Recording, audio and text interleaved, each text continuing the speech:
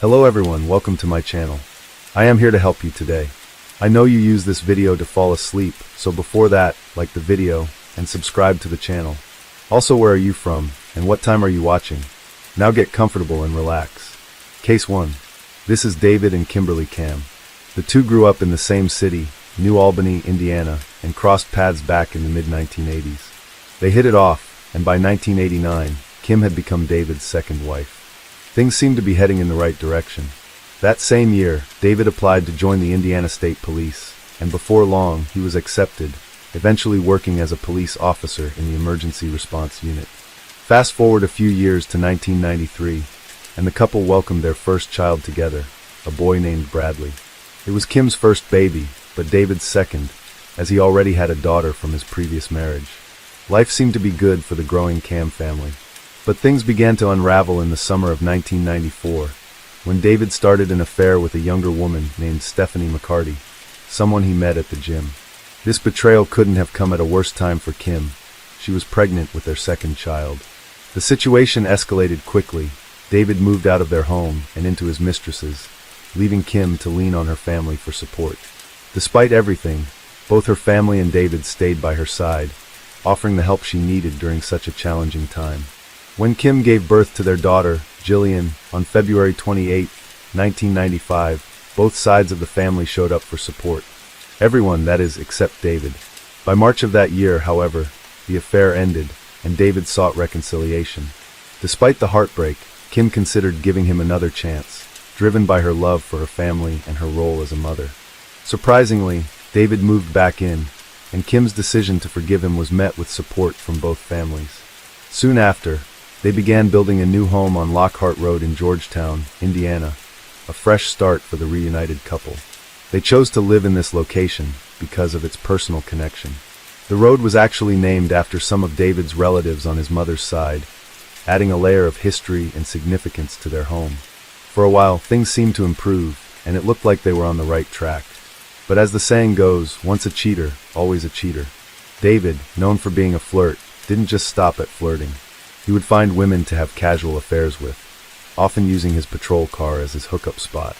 On top of that, David was involved in a lawsuit with two other state troopers, accused of assaulting a 19-year-old during an arrest.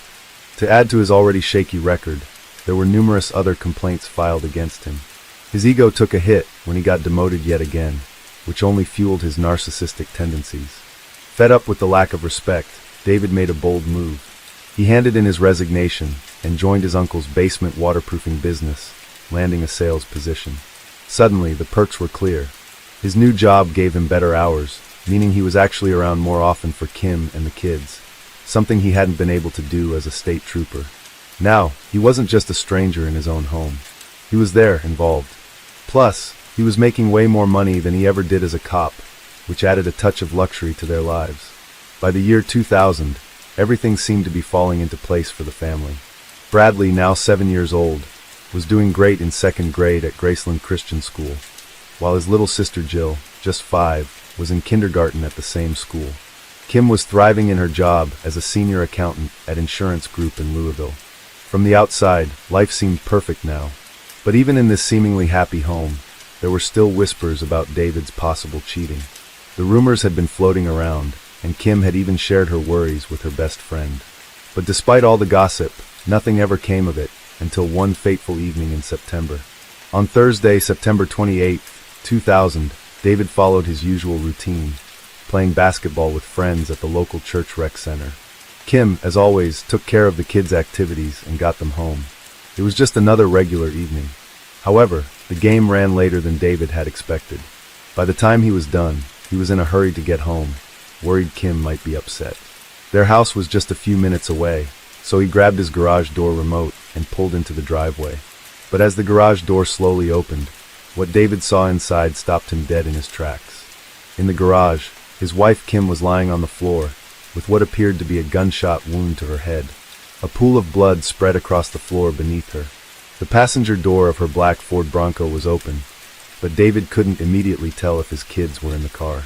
He rushed to the Bronco and looked inside. In the back seat, his worst fears came true. His children, Jill and Bradley, were in the same horrifying condition as Kim. David's law enforcement instincts took over. He quickly assessed the situation and realized Kim and Jill were beyond saving. David believed his son might still be alive since the boy showed no signs of head injuries. Acting on hope, he climbed into the passenger side of the Bronco, maneuvered through the 2 front bucket seats, and carefully lifted his son out. And when he touched Bradley, he felt a faint warmth in his small body. He placed the boy on the garage floor and began administering CPR. During this process, David's left knee pressed into the middle of the back seat, which caused Jill's head and body to slump forward and to the left. This motion brought her into contact with David's t-shirt, leaving traces of blood on it. Now, this moment became one of the most critical points in the case. Whether David was guilty or not, his actions now intertwined his DNA with the crime scene. And when his efforts failed, reality hit him like a truck. David knew he needed to act quickly. In a panic, he called the Indiana State Police Department, his former workplace, for help. After the call, he sprinted across the street to his uncle's house, shouting for someone to tell him what had happened. He then dashed back to the garage, consumed with confusion and fear. When the police arrived at the scene, they found Kim, exactly as David had described, her body lying on the floor with her pants removed, blood trailing from her head. Nearby, Bradley's lifeless body was found, while Jill's body was in the back seat of the car. It was immediately suspected that all 3 victims had been shot to death. By the way, I post true crime and new cases here every day, so if that sounds like your kind of thing, please consider subscribing. It helps a lot. Now, in the garage, there was a bleach. The detectives also found some unidentified fingerprints on the outside of Kim's car, but they didn't think much of it since she parked in a public lot every day for work, which could explain the prints. On the floor of the garage, tucked under Bradley's body, was a sweatshirt with the word backbone written inside the collar that no one seemed to recognize. When the police asked David about it, he claimed it wasn't his. As mentioned, Kim wasn't wearing any pants when she was found, only her underwear and shirt. However, her pants were nearby, covered in blood. And as with any murder case, the spouse is always the first one to be questioned, and David wasn't exempt from this. David was completely cooperative, providing a clear timeline of his day, and explaining that Kim and the kids had probably come home around 7:30 or 7:40 p.m. Looking at the state of the car, David thought the murders must have happened almost immediately after they arrived home. Yet, he couldn't figure out who could have wanted to hurt his family. Kim and the kids weren't involved in anything that would have made them enemies, and when it came to his alibi, David stuck to his guns. He insisted that he was exactly where he said he'd be, at a basketball game at the rec center from 7 o'clock to 9:20 in the evening. David also kept insisting that Kim wouldn't have done anything to provoke this kind of violence. So, at first, the investigators wondered if it might have been a robbery gone wrong. But that idea didn't last long. There was no sign of forced entry into the garage, nothing seemed to be missing from the house, and no one had tried to get inside. The evidence was pointing away from theft and towards something much darker, a targeted attack on Kim, Bradley, and Jill. But the most damning evidence came later when the phone company revealed that David made a call at 7:19 p.m. on the night of the murders. The call was made from his home's landline, which was a huge red flag because David had claimed to be playing basketball from 7 p.m. to 9 p.m. The fact that he made a call after 7 p.m. contradicted his story, and it raised serious doubts. The autopsy report added more to the mystery. All 3 victims had died from gunshot wounds, but the examiner also found that Jill had blunt force trauma to her genital area. This injury seemed to have occurred within the same 24-hour period as her death. The examiner suggested it might have been caused by a fall, but the possibility of an assault couldn't be ruled out. Strangely, Jill had complained of pain in that area during her dance class, even crying about it. Whether this had anything to do with the trauma to her body was uncertain, but it was a chilling detail. Kim had confided in a friend just before the murders, saying history is repeating itself. Kim didn't elaborate, but her friend suggested that she bring the kids down to Florida for a visit to talk more. Kim agreed that a trip might help, but tragically, she never got the chance. So was Kim referring to a history of abuse? Perhaps something related to David's alleged infidelity? Or possibly something darker? We may never know, as Kim was taken from her family before she could share the truth. The medical examiner's report also revealed something unsettling. Kim had cuts and bruises on the tops of her feet. Her shoes were oddly placed on top of the car, which just didn't make sense. The police had no clear explanation for any of this, and it was still early in the investigation. But people close to David, including Kim's mother, started to have serious doubts about him. Her mother believed that Jill, a sassy, outgoing child, would have spoken up if someone she wasn't familiar with had hurt her. The only person she thought might have been able to silence Jill was David. 3 days later, on Sunday, the rumors continued to swirl, especially since no arrest had been made yet. Despite the growing tension, David went to church with his parents and friends, just as he always did. His uncle, the pastor, led the service, and the church had strong connections to the family. Kim had served as the treasurer, and David's grandfather had even helped build the church. During the service, David cried the entire time, showing what seemed to be genuine emotion. But things took a dramatic turn as he left the church. A swarm of reporters surrounded him, and the media coverage quickly cast a shadow of suspicion over him. People couldn't help but notice that David didn't seem to be grieving in the way they expected. His cold, stoic demeanor raised more questions. Could David have been responsible for the brutal murders of his wife and children? And if so, why? Well, later that afternoon, David came into the station to speak with the police, and things got a bit heated. After this interview, the police arrested him, and it all came down to two things: his shirt and a phone call. The call, made at 7:19 in the evening, didn't match his alibi of being at the rec center from 7 o'clock to 9:20 o'clock. That contradiction was enough to land him in custody. But the aftermath wasn't just about David. It was about his whole family. In the close-knit town of Georgetown, where everybody knows everybody, the Cam family became public enemy number one. Strangers gave them ugly stares. Their answering machine filled up with hateful messages. And if that wasn't enough, the local community started calling them a pack of wolves. The fallout even reached David's grandfather, whose church shut its doors because so many members wanted nothing to do with the Cam name. By March of 2002, it was trial time, and the prosecution came in hot, determined to answer the burning question, why would David do this? Their theory: his affairs.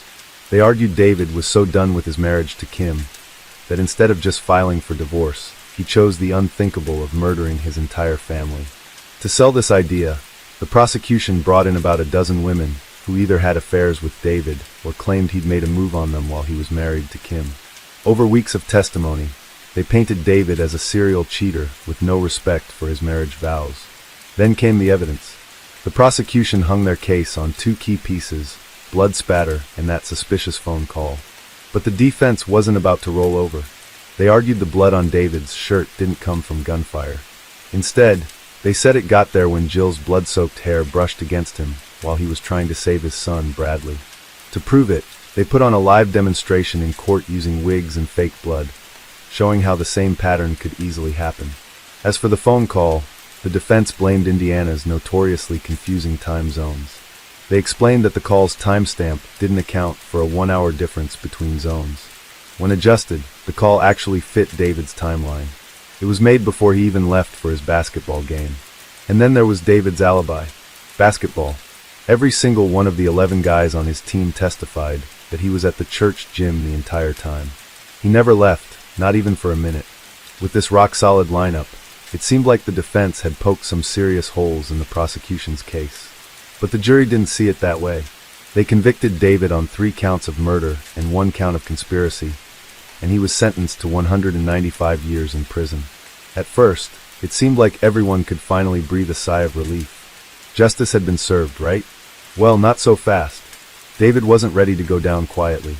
He appealed, arguing that the evidence about his affairs should have never been allowed in court. And guess what? In 2004, the judge agreed, overturning his conviction. Just like that, the case was thrown back into chaos. David's second trial was scheduled for January 2006, but something game-changing happened in early 2005. The defense pushed for another look at the DNA from the sweatshirt found at the crime scene.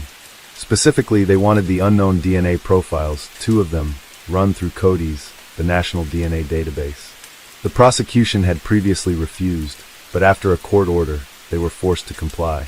The test results came back with a match for one of the DNA samples, and it turned out this particular sample had never been tested before, even though the prosecutor had assured everyone it had been analyzed and found no matches. The DNA was linked to Charles Bony, a convicted felon from nearby New Albany. Bony had been out on parole at the time of the crime after being convicted for a series of armed attacks on women, many of which involved stealing their shoes.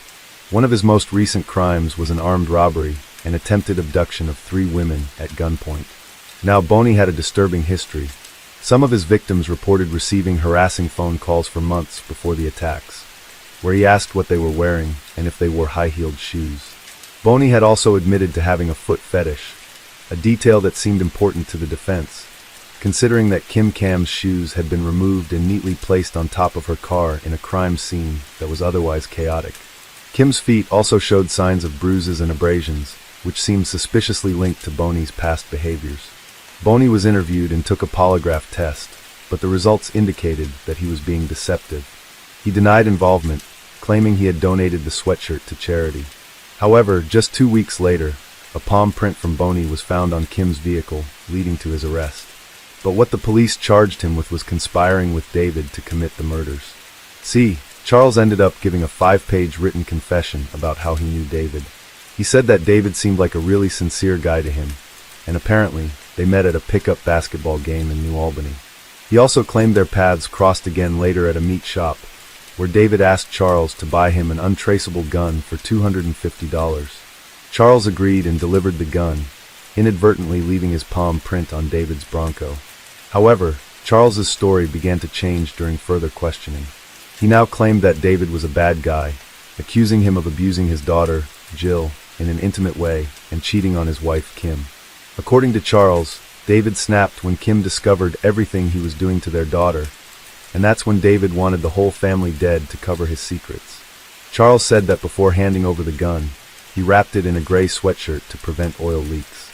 He followed David to his house and waited in the driveway. Charles could hear a heated argument and then a gunshot.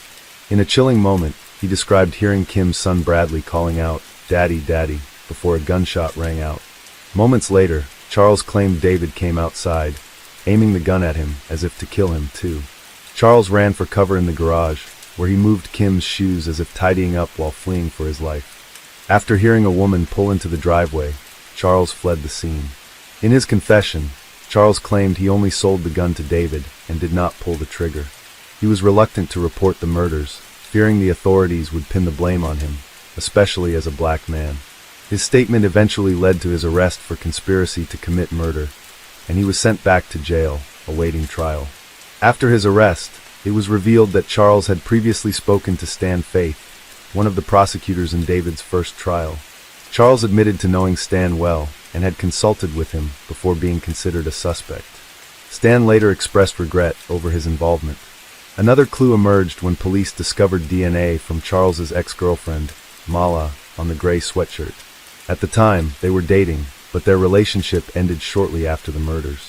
Mala described how Charles had told her he was going to work that evening, but later came home around midnight with scraped knees. He then showed her a gun, something she had never seen before, and she was uncomfortable with it. The next morning, Charles was watching news coverage of the murders with his mother. After a fight, Mala left and did not see Charles for weeks.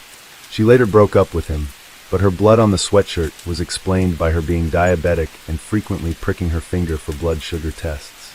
Charles's story began to unravel further. Despite claiming he fled the scene without retrieving the gun, his girlfriend's statement contradicted him, suggesting that Charles might have returned for the weapon. This fueled doubts about David's guilt. Still, both men were charged with the murders. While in jail, Charles wrote an autobiography, Blackbone, where he openly discussed selling the gun to David and his role in the murders. He also mentioned that David had promised him Kim's life insurance money in exchange for the gun. Charles's writings, along with his confessions and testimony from Mala, helped secure his conviction for conspiracy to commit murder. In 2005, Charles was sentenced to 225 years in prison as a habitual offender. And if you're asking, what about David? Well, his second trial kicked off on January 17, 2006, and things were about to get even more complicated. Remember, the reason he was granted a retrial in the first place was because the judge ruled that the prosecution had made a mistake by discussing David's many affairs. So when this second trial began, the courtroom was officially barred from talking about his infidelity, which had initially been one of the prosecution's key arguments. Without that piece of the puzzle, the prosecutors needed a new angle, and they didn't hold back. They pivoted to a shocking accusation. David had been G abusing his daughter, Jill, for a long period of time, and to cover up his actions, he murdered his entire family. The allegations were deeply disturbing and immediately made the case even more complex. But David's defense team didn't back down. They brought in a highly regarded medical examiner who stated that during Jill's autopsy, there was no evidence of sexual trauma, specifically no damage to her hymen. Of course, this didn't rule out the possibility of other forms of abuse, as some methods wouldn't leave visible damage. But the defense team argued that there wasn't enough proof to suggest sexual assault, and they claimed that the prosecution was exaggerating the evidence to create a narrative that suited their theory of the crime. This expert also pointed out that while Jill did have blunt force injuries, some of which were in her pelvic region, those injuries weren't necessarily indicative of sexual abuse. According to the expert, these were simply injuries sustained during the brutal attack, and there was no concrete evidence to support the prosecution's claims. Now, this trial wasn't just about the allegations against David. It was also about the new evidence that had emerged. Thanks to some investigative work that had tracked down Charles, the police uncovered a wealth of new details, much of which came from Charles himself. They even learned from Charles's own testimony that David had purchased a gun with the intent to murder his family. The defense continued to argue, however, that the prosecution's case wasn't strong enough to convict David beyond a reasonable doubt. After weeks of testimony, on March 1, 2006, the jury convicted David for the murders of his wife Kim and their children, Jill and Brad. He was sentenced to life in prison without the possibility of parole. But as soon as he was convicted, David appealed once again, and this time it was due to the abuse allegations involving his daughter. He maintained that there was no evidence to suggest he'd ever harmed Jill, and he argued that the accusations had influenced the jury's decision. And guess what? The Indiana Supreme Court sided with him. In a stunning move, they overturned the conviction, agreeing with David's claim that the prosecution's abuse allegations lacked proper evidence. The court stated that there was no competent evidence to support the sexual abuse accusations. Can you imagine what Kim's family was going through during all this? They had to relive their daughter and grandchildren's horrific deaths, only for it to happen over and over again in the courtroom. Kim's father, Frank, was absolutely devastated by the decision.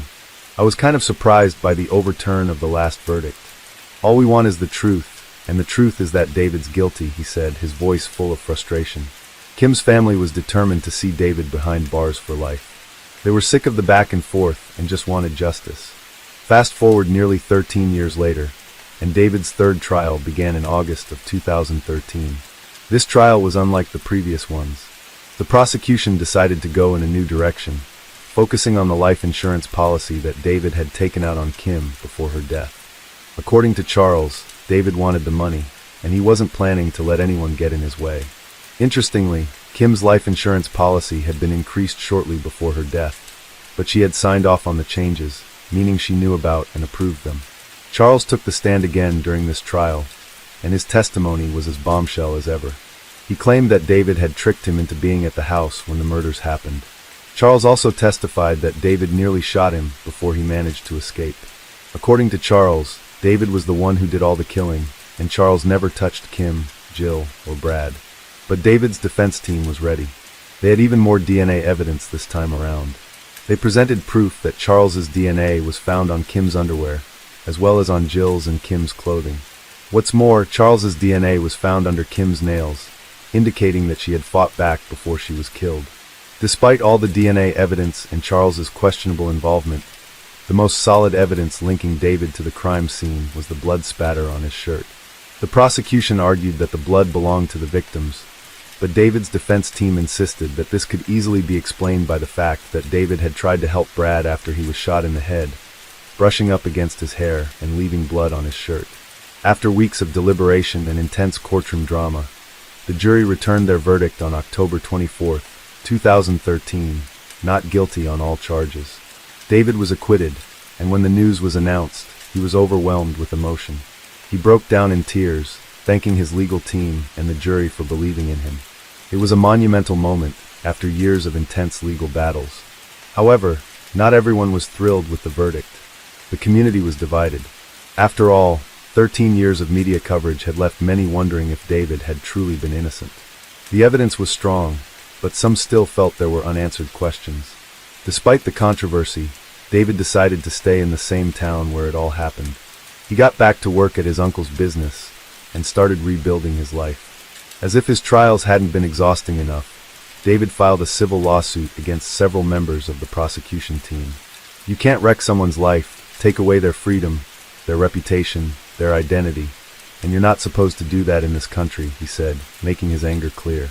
In the end, he received a settlement of over $5 million, part of which he used to repay those who supported him throughout his 13-year battle. Today, David is trying to move on. He's rebuilt his life from the ground up, but the pain of losing his family and reputation is still there. Since the acquittal, he's remained in contact with the jury members who helped secure his freedom. He was even hired by the Innocence Project as a case coordinator.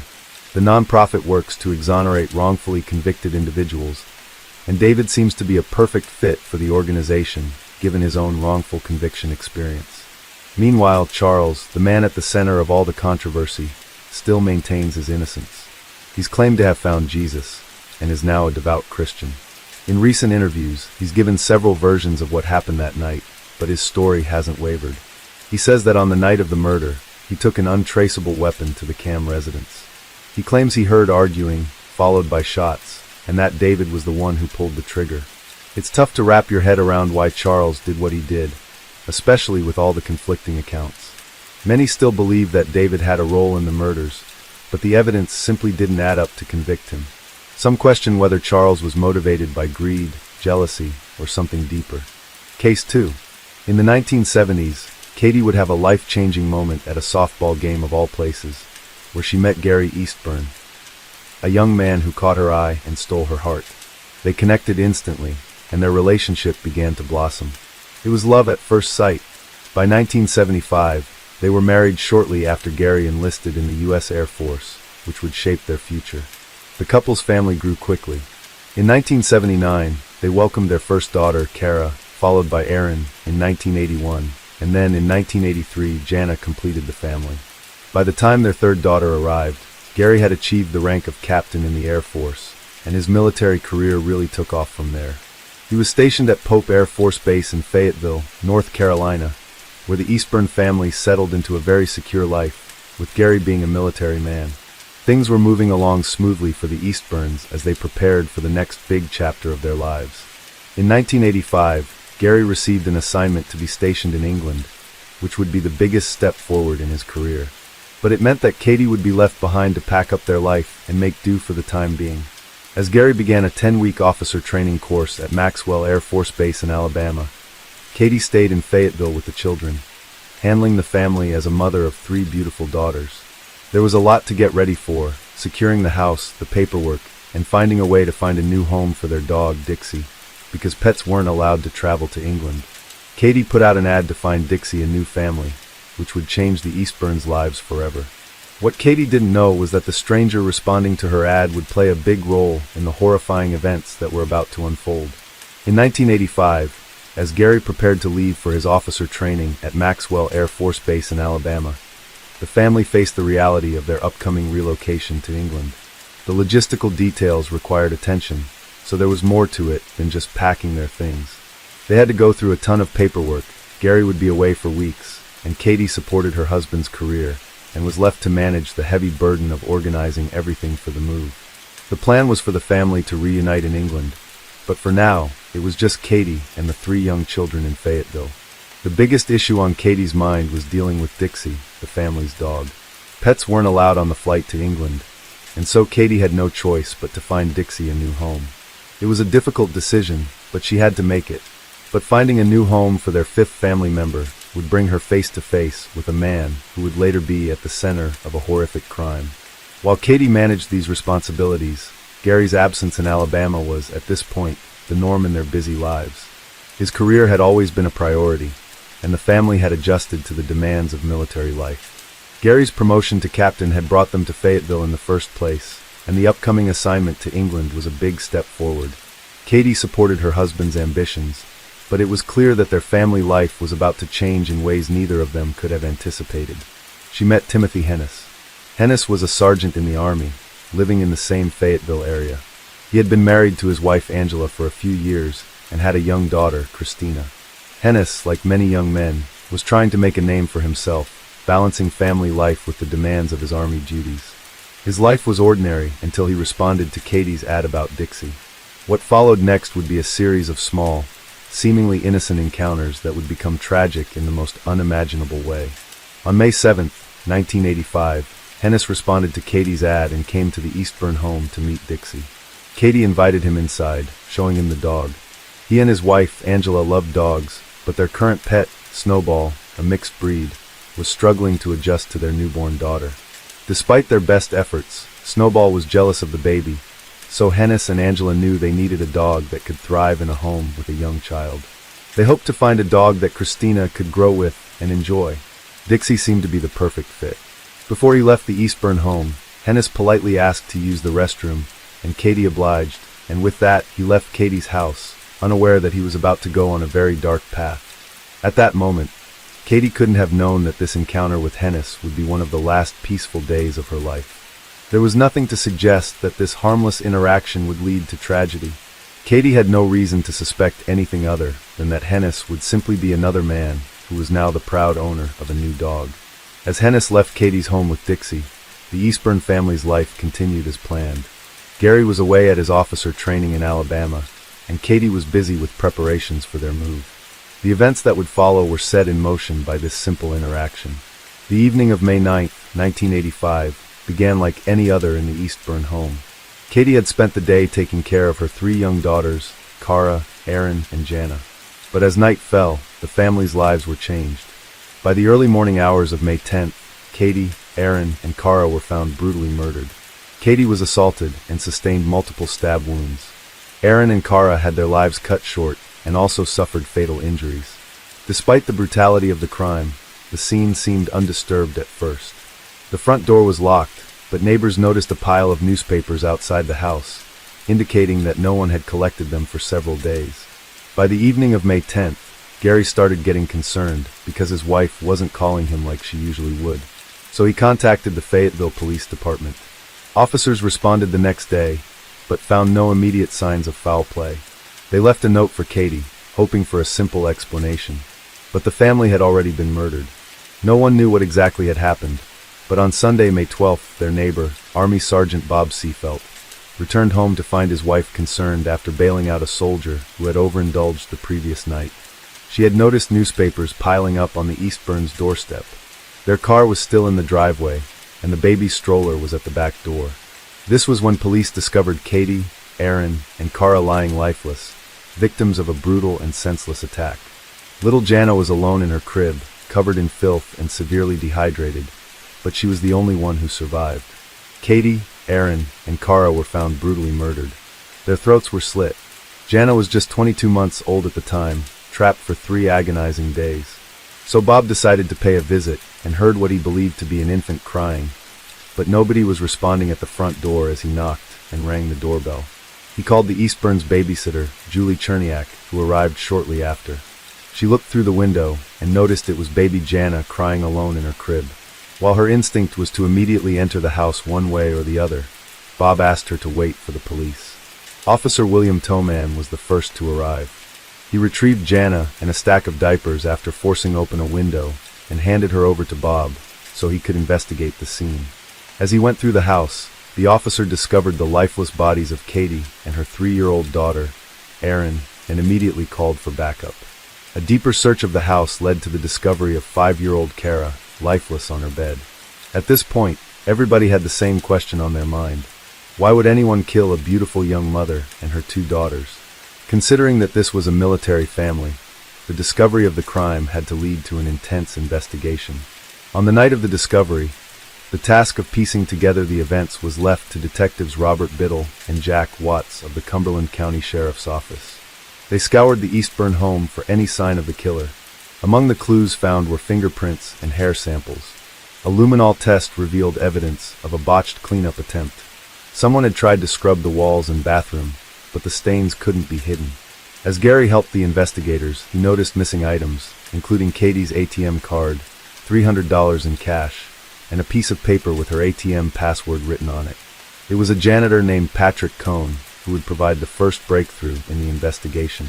Cohn approached Robert and Jack, claiming he'd seen a tall white man in jeans and a black members-only jacket leaving the Eastburn's driveway in the early morning hours of May 10th. The man was carrying a garbage bag, and Patrick remembered the car being a white Chevrolet Chevette. His account narrowed the timeline, giving investigators a window for the murders. They took place between 8 p.m. on May 9th and 3 a.m. on May 10th. While investigators were searching the house for clues to identify the killer, a young man named Patrick Cohn came forward with information that would prove to be important for the case. He reported that he had seen a man leaving the house in the early hours of May 10th, the night of the murders. Patrick was walking home from his girlfriend's house around 3:30 a.m. the night of the murder when he saw the white Chevette parked on the road.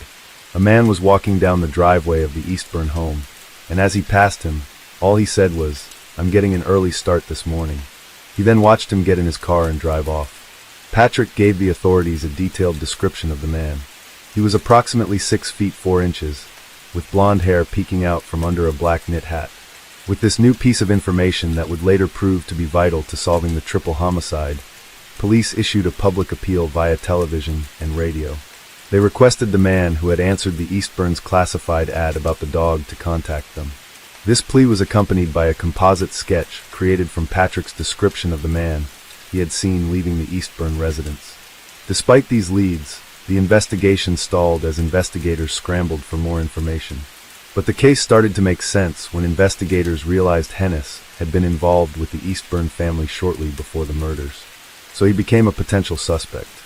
The case drew a lot of media attention, and by May 15th, Hennis walked into the Fayetteville police station and submitted to interrogation with Bedoe and Watts. His account was straightforward. He had picked up the Eastburn family dog on May 7th, but had no further contact with Katie, claiming he spoke to her on the phone just once on May 9th to check on Dixie.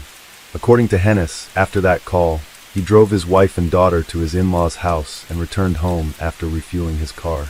But this alibi would soon begin to unravel. Hennis and Angela returned home, believing they had fully cooperated with the investigation. Investigators collected more than just Hennis' testimony. They took blood, saliva, hair, finger and palm prints from him, and a photo lineup led to an identifying moment when Cohn picked out Hennis as the man he'd seen near the Eastburns' home. Things got even more complicated when it was discovered that Katie's stolen ATM card had been used on the night of May 10th and the morning of May 11th. The total amount withdrawn was $300, which was the exact amount that was stolen from Katie's wallet. Investigators, who were aware of Hennis' history with bad checks and late rent payments, also learned that a female witness had seen a blonde man matching Hennis' description near the ATM shortly after the second transaction, and Hennis' landlord received $300 in overdue rent shortly after the murders, furthering the suspicion that Hennis had financial motives for the crime. By May 1985, Hennis had become the prime suspect, and authorities began to watch his every move. But no physical evidence had yet linked him to the murders. It was all just circumstantial evidence. No one involved, not the police, Gary, or the neighbors, could have expected that this case would occupy courtrooms for the next quarter of a century. There were plenty more inconsistencies with his story. Hennis' alibi about dropping his family off at his in-laws' place was contradicted when his former girlfriend, Nancy Mazer, came forward, claiming he had visited her unexpectedly that same night. Then there was the black members-only jacket Hennis had brought to the dry cleaner on May 10th, which was further proof of his link to the crime, and neighbors recalled seeing him burning items in a barrel the morning after the murders. Each new piece of evidence made it harder to ignore the case against him. Later that evening, the police arrived at Hennis' doorstep with an arrest warrant. Hennis immediately called on the services of Beaver, Holt, Richardson, Sternlicht, Burge, and Glazier, one of the most famous law firms in Fayetteville. Jerry Beaver and Billy Richardson, two of the firm's best lawyers, were brought in who were known as the best in the business when it came to criminal defense throughout the state. And they wasted no time. They immediately hired private investigator Bob Nelliger to review the police investigation independently, examine the evidence, and search for any overlooked clues because the authorities were closing in. Hennis eventually got arrested with charges of physical assault and triple homicide. The evidence against him, however, was circumstantial, and prosecutors would need more than just suspicions to secure a conviction. The trial began in 1986, and it was clear that the case wouldn't be easy, especially not against the kind of lawyers Hennis had hired. The prosecution focused on circumstantial evidence, claiming Hennis killed the Eastburn family to cover up allegedly assaulting Katie. The timeline was clear, with the witness who had seen a tall, blond man leaving the house with a trash bag now identified as Hennis, the culprit. The defense, however, was quick to attack the case. They questioned the accuracy of the eyewitness testimony, attempting to poke holes in the identifications. They even went as far as to recreate the crime scene to demonstrate inconsistencies in the reports. The defense also argued that there was a lack of direct evidence linking Hennis to the crime. Their first idea was to stage a reenactment to prove that Patrick's eyewitness testimony couldn't be right. They brought in a guy who looked like Hennis and went to the Eastburn house that same morning around 3:30 a.m., just like Patrick had seen it. And they brought a camera, but the other guy couldn't see a thing because it's usually very foggy that time of the night. Nelliger kept digging deeper to prove that their client was innocent, and found that the hair and fingerprints didn't add up because nothing matched Hennis, including the shoe prints the officers found at the scene, which were too small for a guy his size. Then their forensic expert, Stombaugh, found a condom wrapper under the dresser that the cops completely missed. This was to prove that the semen sample they found on Mrs. Eastburn could have easily been linked to Gary instead of Hennis. Nelliger wrapped things up by talking to Charlotte Kirby, the newspaper lady who didn't give them much, just that it was raining that morning and she had to bag the papers. Finally, he talked to the neighbors, the Ratkeys, who said they were out walking that morning and didn't see anyone. But a few nights later, they saw the same guy Patrick did. Blonde hair, black beret, a members-only jacket, walking down the street with a garbage bag. But no matter what Hennis' legal team did, the cops weren't convinced because they knew it was Hennis who did it after the evidence and witness reports started piling up. As the trial progressed, the jury was shown horrifying photos of the crime scene to highlight the brutality of the murders. The prosecution's case seemed strong, but without a smoking gun, the verdict was far from guaranteed. After what felt like forever, the jury found him guilty on July 4, 1986, on 1 count of first-degree rape and 3 counts of first-degree murder. Hennis received a death sentence in Cumberland County Superior Court in June 1986, but he's been trying to fight the sentencing ever since. Not long after settling into Central Prison in Raleigh, North Carolina, Tim Hennis got a curious piece of mail, a postcard from someone claiming to be Mr. X, who claimed they did the crime. This was just a ploy for him to try and escape his death sentence. But it didn't work. Hennis' lawyers called it a prank, but they still kept it on file. The prosecution also received a nearly identical postcard, but they also ignored it because the evidence against him was far too much to brush off his sentence. But Hennis' attorneys weren't slouches.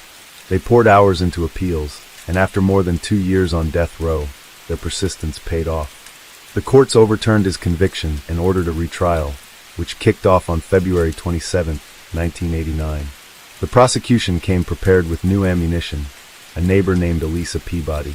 At first, she'd claimed she saw nothing the night of the murders, but now she was certain she'd seen Hennis leaving the scene. The defense came out swinging, ready to dismantle the prosecution's case. The witnesses were forced into rigorous cross-examinations. Lucille Cook, the ATM lady, was first. At first, she saw no one at the machine, but she suddenly identified Hennis. In court, the defense used bank records and timed how long a minute or two actually felt, exposing major inconsistencies.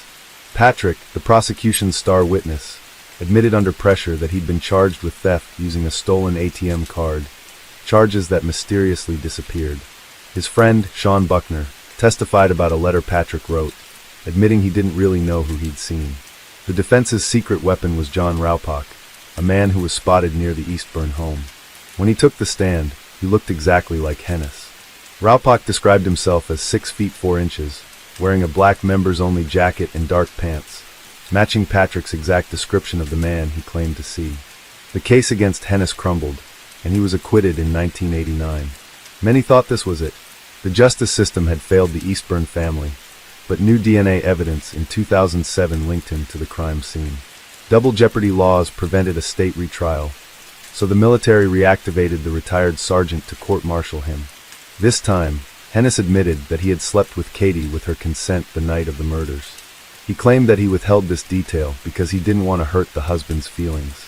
But the military jury rejected his claims and found him guilty on 3 counts of premeditated murder on April 9, 2010. In 2020, he was put on death row in Fort Leavenworth, Kansas, but his conviction and death sentence were upheld. The U.S. Supreme Court rejected his final appeal in 2021. Case 3.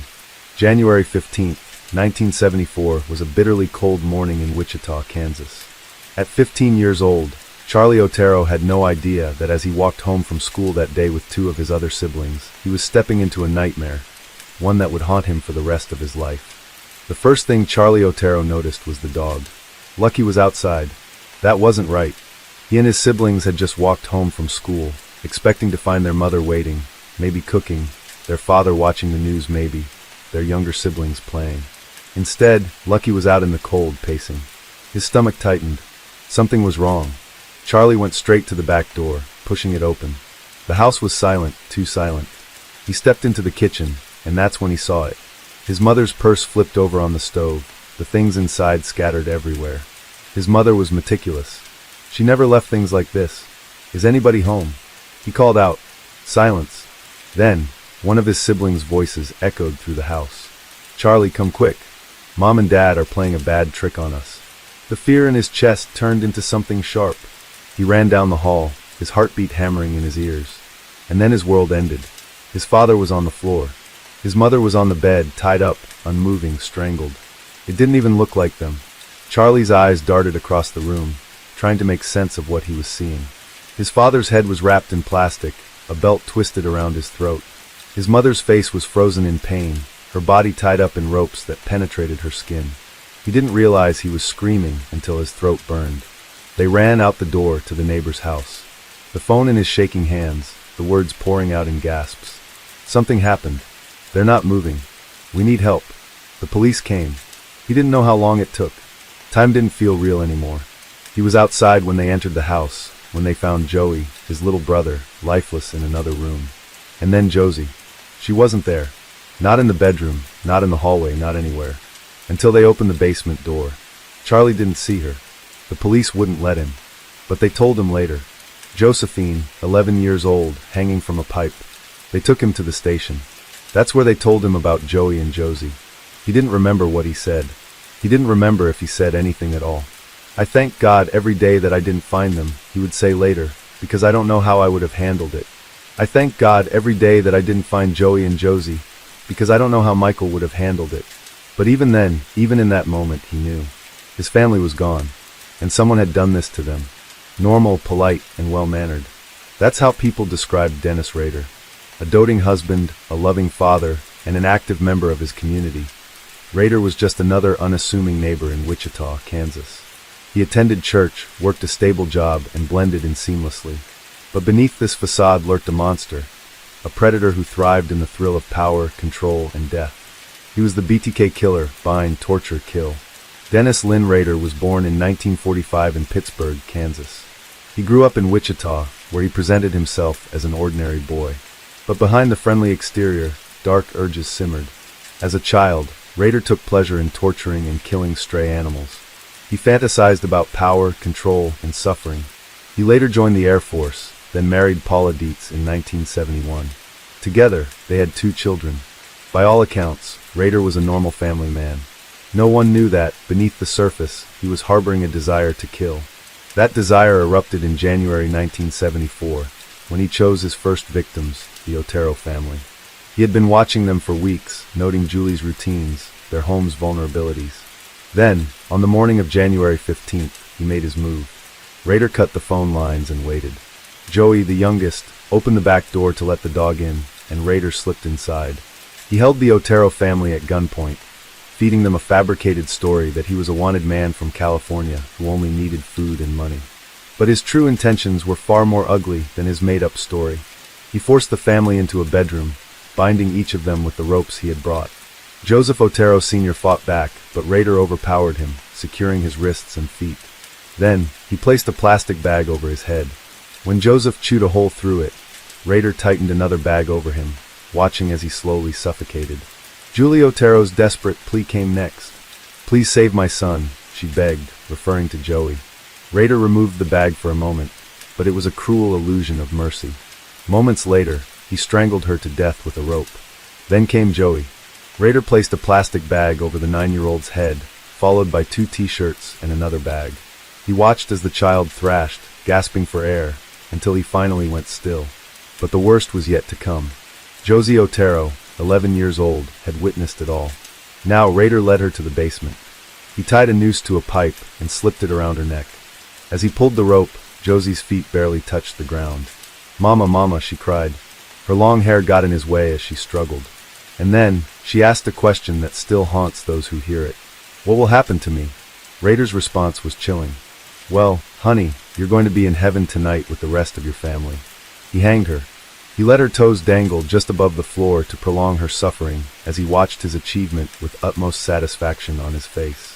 Then, as her body went still, he desecrated the scene in the most depraved way imaginable. Dennis Rader evaded capture for 3 decades.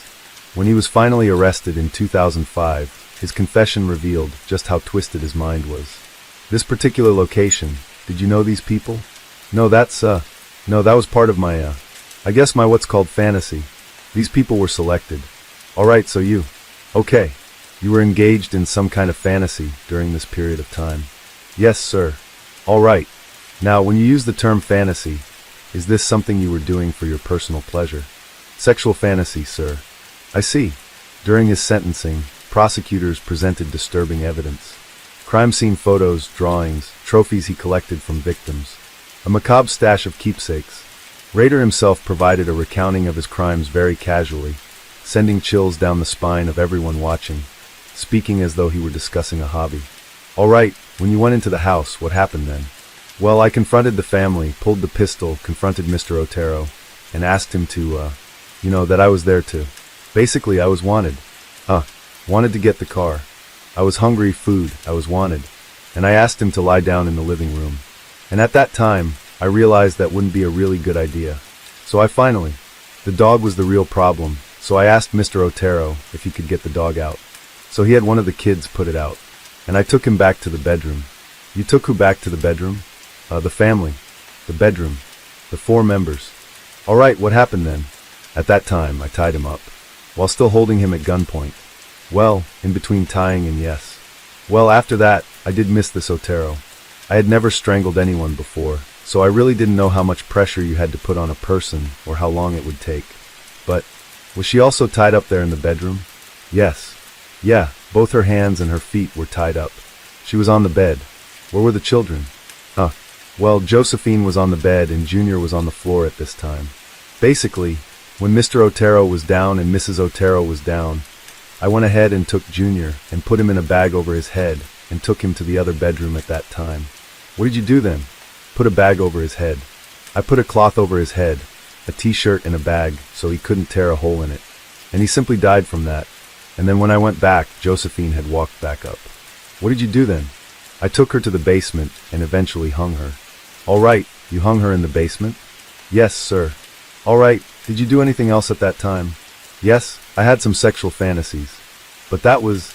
He recalled how he made sure Josie's toes barely touched the ground so she wouldn't die too quickly, how he trained his hands with a squeeze ball to strengthen his grip for strangulation, how he broke into homes disguised as a phone repairman, how he mocked his victims' last words, mimicking their desperate pleas as yada, yada, yada. In a particularly harrowing moment, Rader admitted that he kept meticulous notes on his victims, listing their roles in his sick fantasies. Josie, he wrote, was my star young maiden that I will teach sex to. The courtroom was silent except for the sobs of the victims' families. Charlie Otero, now an adult, broke down when he saw a photo of his sister Josie hanging lifeless in the basement where he had once played as a child. He buried his face in his hands, unable to bear the sight. Rader was sentenced to 10 consecutive life terms, no parole, no escape, just a cell where he would rot for the rest of his miserable life. But for the families of his victims, there was no true closure. I'm Carmen Julie Otero Montoya. Although we have never met, you have seen my face before. It is the same face you murdered over 30 years ago. The face of my mother, Julie Otero. I will not address you as Mr. Rader, because Mr. is a word of respect. As in, Mr., can you help me? Not, Mr., are you going to kill me? BTK is how you want to be known, and I will not give you that satisfaction. Rader is an appropriate name for you, as the one who invades a surprise attack that is nothing to be proud of. Rader, when you took away my mother, you took someone who meant a lot to a lot of people. My mother loved life, her friends, a good laugh, dancing with my dad, and she loved to help people. But most of all, She loved and lived for us, her family. She showed me how to love, to be a good person, to accept others as they are, and most of all, to face your fears. I'm sure you saw that in her face as she fought to live. My mother against your gun. You are such a coward. As one victim's son put it, what do you expect from a demon? The Otero family were not his only victims. On April 4, 1974, just months after the Otero family murders, Rader struck again. Catherine Bright, a 21-year-old woman living in Wichita, had no idea that a predator was stalking her. Rader had selected her, watched her, learned her routines. When she left her home that day, he made his move, breaking in through the screen door. But things didn't go according to plan. He hadn't expected her 19-year-old brother, Kevin Bright, to be there. Rader pulled out his gun and forced Kevin to restrain his sister, handing him a rope he had brought for this very purpose. Then he took Catherine into another room. She fought him, struggling so much that his usual method of strangulation proved ineffective. Frustrated, he grabbed a knife and stabbed her 3 times in the back and lower abdomen. She bled out, her body giving one final shudder before going still. If I had brought my stuff and used my stuff, Kevin would probably be dead today. I'm not bragging on that, it's just a matter of fact. The bonds I tied him up with, he broke them. Maybe the same way with Catherine. They got out of hand. Meanwhile, Rader attempted to kill Kevin by strangling him and then shooting him in the head. But Kevin refused to die. Clinging to life, he played dead until Rader left. Then, using every ounce of his remaining strength, he managed to escape, running for his life. Unlike the Oteros, Kevin Bright survived. He lived to tell the tale of the man who called himself BTK. But Dennis Rader wasn't finished yet, not even close.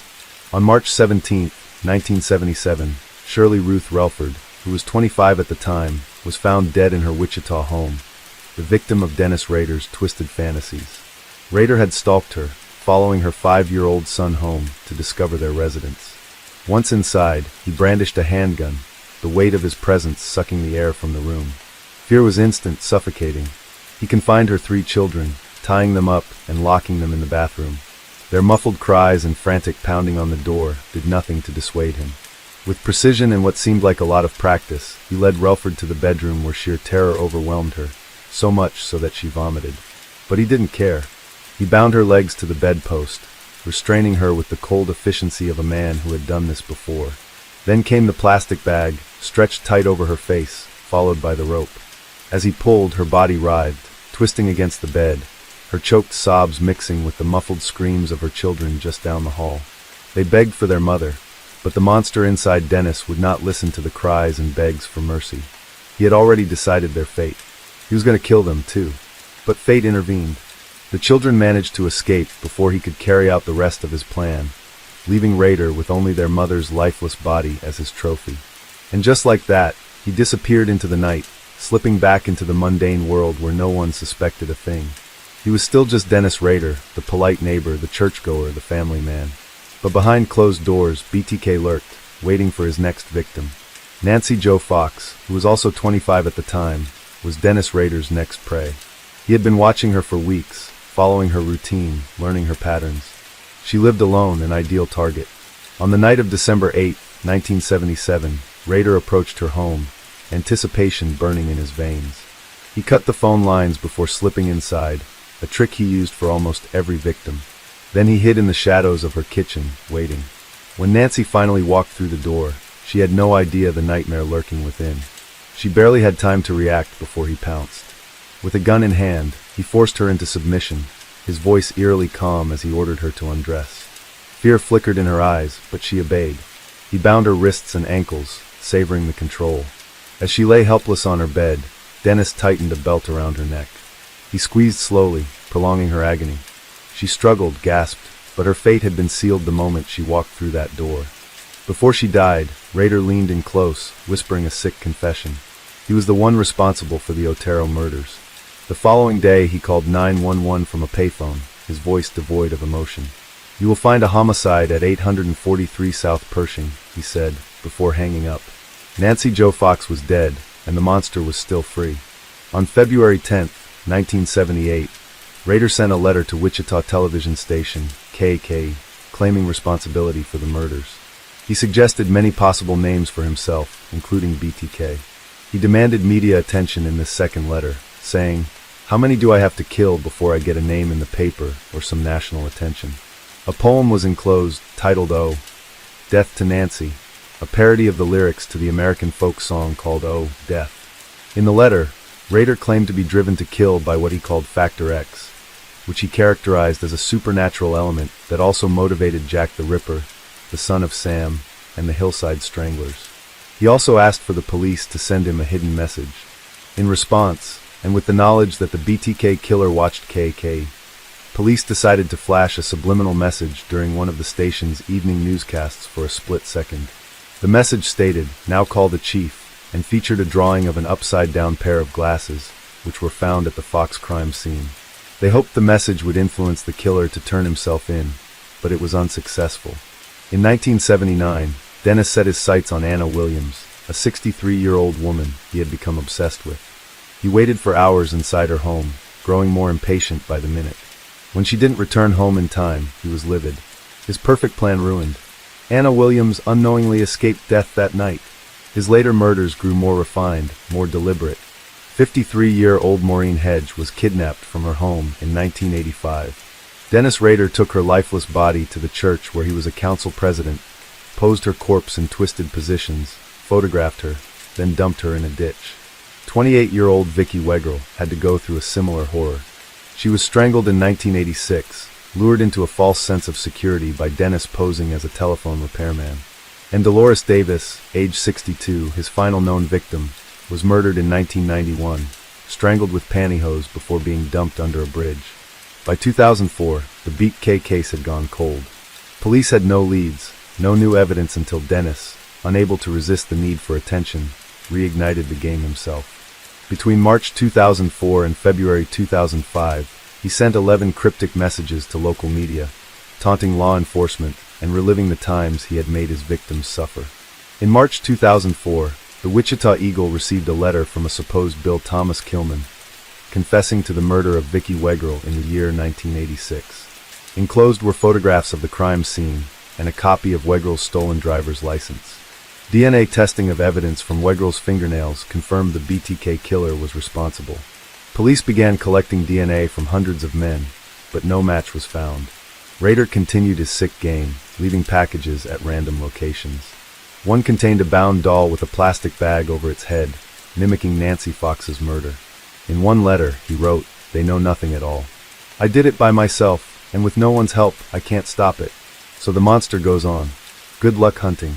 At the end of the letter, he suggested his own moniker by signing off. "Bind them, torture them, kill them. BTK." Another held a poem threatening lead investigator Lieutenant Ken Landwehr. In January 2005, he left a cereal box in a Home Depot parking lot, hoping it would be found. When it wasn't, he asked about it in his next message. This led police to review surveillance footage, spotting a man driving a black Jeep Cherokee, the same vehicle registered to Rader. But the final mistake? His own arrogance. In February 2005, Rader asked police if a floppy disk could be traced. They responded via a newspaper ad. It would be safe. Taking the bait, Rader sent a purple floppy disk to a news station. Within minutes, police extracted metadata, revealing it had last been edited by Dennis at Christ Lutheran Church. A quick search led them to Dennis Rader, who was the president of the church council. His Jeep sat outside his house, confirming what police already suspected. A warrant was issued, but they needed DNA proof. They obtained a PAP smear from Rader's daughter at a Kansas State University clinic.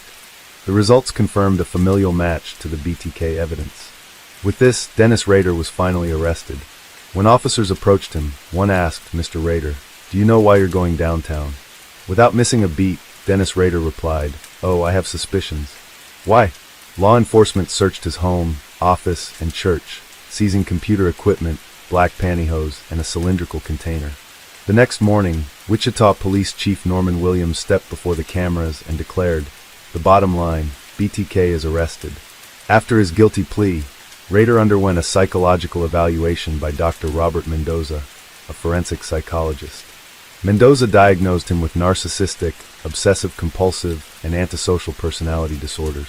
Rader exhibited a grandiose sense of self, an obsession with structure and order, a deep need for admiration, and a total lack of empathy.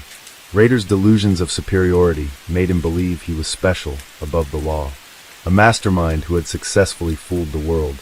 He craved control, not just over his victims, but also in the courtroom, where he narrated his crimes in gruesome detail without a hint of remorse. His interview with Mendoza, intended for court use, was later broadcasted on NBC's Dateline, igniting controversy. The Kansas Attorney General sued Mendoza and his firm for breaching confidentiality, eventually settling the case for $30,000. The evaluation confirmed what the world already knew. Dennis Rader was a remorseless predator, incapable of understanding the emotional devastation he caused. On February 28, 2005, Dennis Rader was charged with 10 counts of first-degree murder. Initially, he entered a not guilty plea, but on June 27, 2005, he changed it to guilty, detailing each murder so proudly, like an achievement that must be appreciated by the world. At his sentencing on August 18, he delivered a rambling 30-minute apology, which he described as an Academy Awards acceptance speech. He was sentenced to 10 consecutive life sentences, with a minimum of 175 years. Kansas did not enforce the death penalty at the time. On his way to El Dorado Correctional Facility, he spoke casually with officers about the weather, but began to cry when victim impact statements played on the radio. Now locked away in solitary confinement, he spends his days in a small cell with minimal privileges, a fate far kinder than what he inflicted upon his victims. Dennis Rader's gruesome fantasies and inexplicable crimes has inspired countless works of fiction and true crime adaptations. Stephen King admitted that his novella called A Good Marriage, later turned into a film, was based on Rader's double life. Thomas Harris took inspiration from BTK for the character Francis Dollarhide in Red Dragon. The case has been dissected in episodes of Law and Order SVU, Criminal Minds, and Netflix's Catching Killers and Mindhunter. Even music has explored his crimes, with thrash metal band Exodus writing BTK for their album Blood In Blood Out, and Steven Wilson's haunting track Raider 2 were all inspired by the monster's ill desires and the actions he took to gratify them. But Dennis Rader's crimes do not stop here. In August 2023, authorities discovered a possibility that no one wanted to believe in. Dennis Rader may have had more victims. Investigators discovered possible trophies from additional unsolved cases while searching his former Park City home. The revelations led them to revisit long cold disappearances, including that of Cynthia Dawn Kinney. He confessed to 10 murders almost 2 decades ago. He was known as BTK, a name he gave himself short for bind, torture, kill. He is currently serving life sentences at a maximum security facility in Kansas, and now there is new evidence that may connect the infamous BTK serial killer to additional murders. Arjian Casares spoke to the killer's daughter and got exclusive access to some of his diary entries and drawings. Shortly after Kinney's disappearance, the sheriff's office received an anonymous call. That male caller informed them that she was located in an old barn. No evidence that lead was ever looked into. Her body was never found, but authorities are now looking at this journal entry by Rader. Badwash Day. He marked that in 1976 he had murdered someone from a laundromat. For the first time, law enforcement is revealing detailed drawings made by Rader, showing young girls tied and bound in barns. Cynthia, just 16 years old, was last seen on June 23, 1976, at Osage Laundromat in Oklahoma. Witnesses recalled a faded beige 1965 Plymouth Belvedere pulling up before she vanished. Decades later, Sheriff Eddie Verdon connected Rader to the crime after finding an eerie entry in his writings. Badwash Day. It was a seemingly innocuous phrase until authorities realized that an ADT alarm system had been installed at a bank across from the laundromat the day Cynthia disappeared. Dennis Rader had been in the area, working as an installer. More disturbingly, Dennis had allegedly confessed in his writings to fantasizing about kidnapping a girl from a laundromat. Despite mounting circumstantial evidence, Dennis denied involvement, possibly fearing the death penalty in Oklahoma. The question remains, how many more victims of his nauseating fantasies are still waiting to be discovered? If you like the way we create these videos and you want to help bring more cases like this to light, hit that like button and subscribe for more deep dives. Case 4. On a seemingly ordinary Wednesday, a community is left in shock and a young daughter lost her mom. But as the investigation unfolded, a far more complex story began to emerge, one that raised troubling questions about her life, and some even sympathized with the killer. To understand why, let me take you back to the beginning, on October 13, 2021. On 122 Canebrake Drive, a quiet suburban home, Christina Parcell, a 41-year-old veterinary technician, had a job interview at the Valley Walk Animal Hospital at 8:30 a.m. that morning. She was excited and spoke with her 65-year-old fiancé, Bradley Post, about her upcoming interview. Afterwards, she returned home by 9:07 a.m. When Bradley calls her to ask her how it went, she doesn't answer. By late morning now, he's a little concerned by her silence. And it was around 11 a.m. when Bradley made a horrifying discovery. There was a trail of blood, a long bloody trail as if something had been dragged along. And at the end of this trail lay Christina. He could see her bloodied face and eyes wide open. She was surrounded by what appeared to be roses, scattered rose petals to be exact. Within minutes, police, paramedics, and the deputy arrive. Outside, they meet Bradley. He's well dressed and a blazer's over his clothes. He's cooperative, giving details about how he found Christina. But something about him seems off. He keeps a firm grip on his phone, clutching it along with a towel in the same hand. The officers ask Bradley to accompany them inside. Moments later, she's pronounced dead. The crime scene is gruesome. Evidence of struggle is everywhere. It's clear that Christina fought for her life until the very end. The source of her bleeding appeared to be stab wounds, too many to count at first. Wildflowers and rose petals were scattered across, and there was a large pool of blood beneath the couch. Christina's right hand bore the signs of a fierce fight. Her thumbnail was chipped, and her fingernails were broken. Classic indicators of defensive wounds. Investigators carefully collected her fingernails, hoping to find traces of her attacker's DNA. Christina's cell phone lay close to her body. Her purse, containing 2 envelopes with $500 each, was discovered on a table near the hallway, so it's unlikely that robbery was a motive. There was a single-shot firearm in the house, but Christina would not be able to use it because it was locked in a bag within a suitcase in the back room. And in the bedroom, there were multiple documents related to an ongoing custody battle. In the living room were memory cards, several USB drives, and a laptop that were seized for the digital forensics team. The medical examiner who performed the autopsy on Christina Parcell's body stated that her death was due to sharp force trauma, 35 stab and incise wounds, likely caused by a knife. Her jugular vein and carotid artery had been slashed, and she had likely bled out within seconds. But as in cases such as this, a spouse or a lover are the first potential persons of interest to look into. When news of the crime spread, it obsessed local and state media. Head Dr. Dan Randall says she was a key component to their team. Christina brought a unique skill set to the job. She was a mom. She had a fiancé and a sister here in town. She loved her daughter, was extremely close to her sister.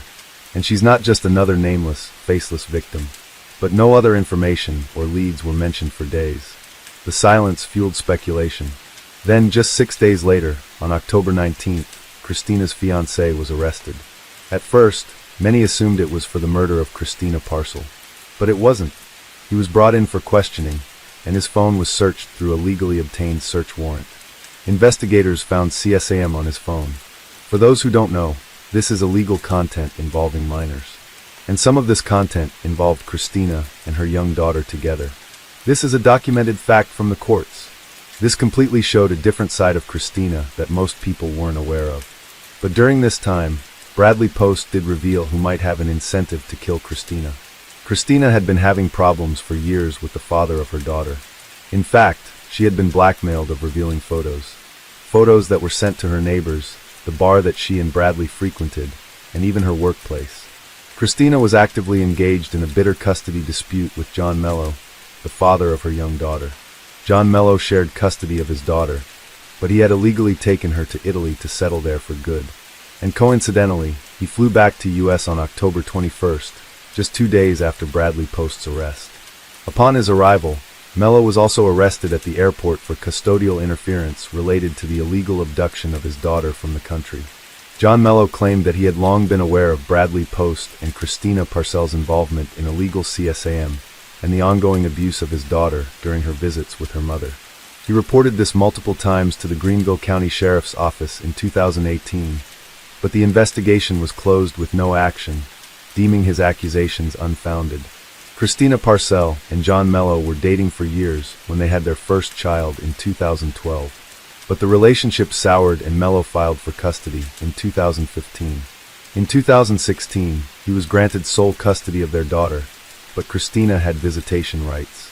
A year later, John filed to revoke Christina's visitation rights, claiming that his daughter was being abused by her and Bradley. John also provided evidence gathered from a private investigator that Christina was working as an escort, and this would negatively impact his daughter. In February 2019, the court granted Christina visitation rights, allowing her to spend days at a time with her daughter. However, John Mello had other plans, and secretly took his daughter to Italy in late 2020. Christina discovered her daughter's location through John's Facebook posts, and with Bradley's help, made several trips to Italy to find her. She eventually succeeded, and brought her daughter back to the United States. Since April 2021, Christina's daughter had been exclusively staying with her and her sister, Christina Parcell.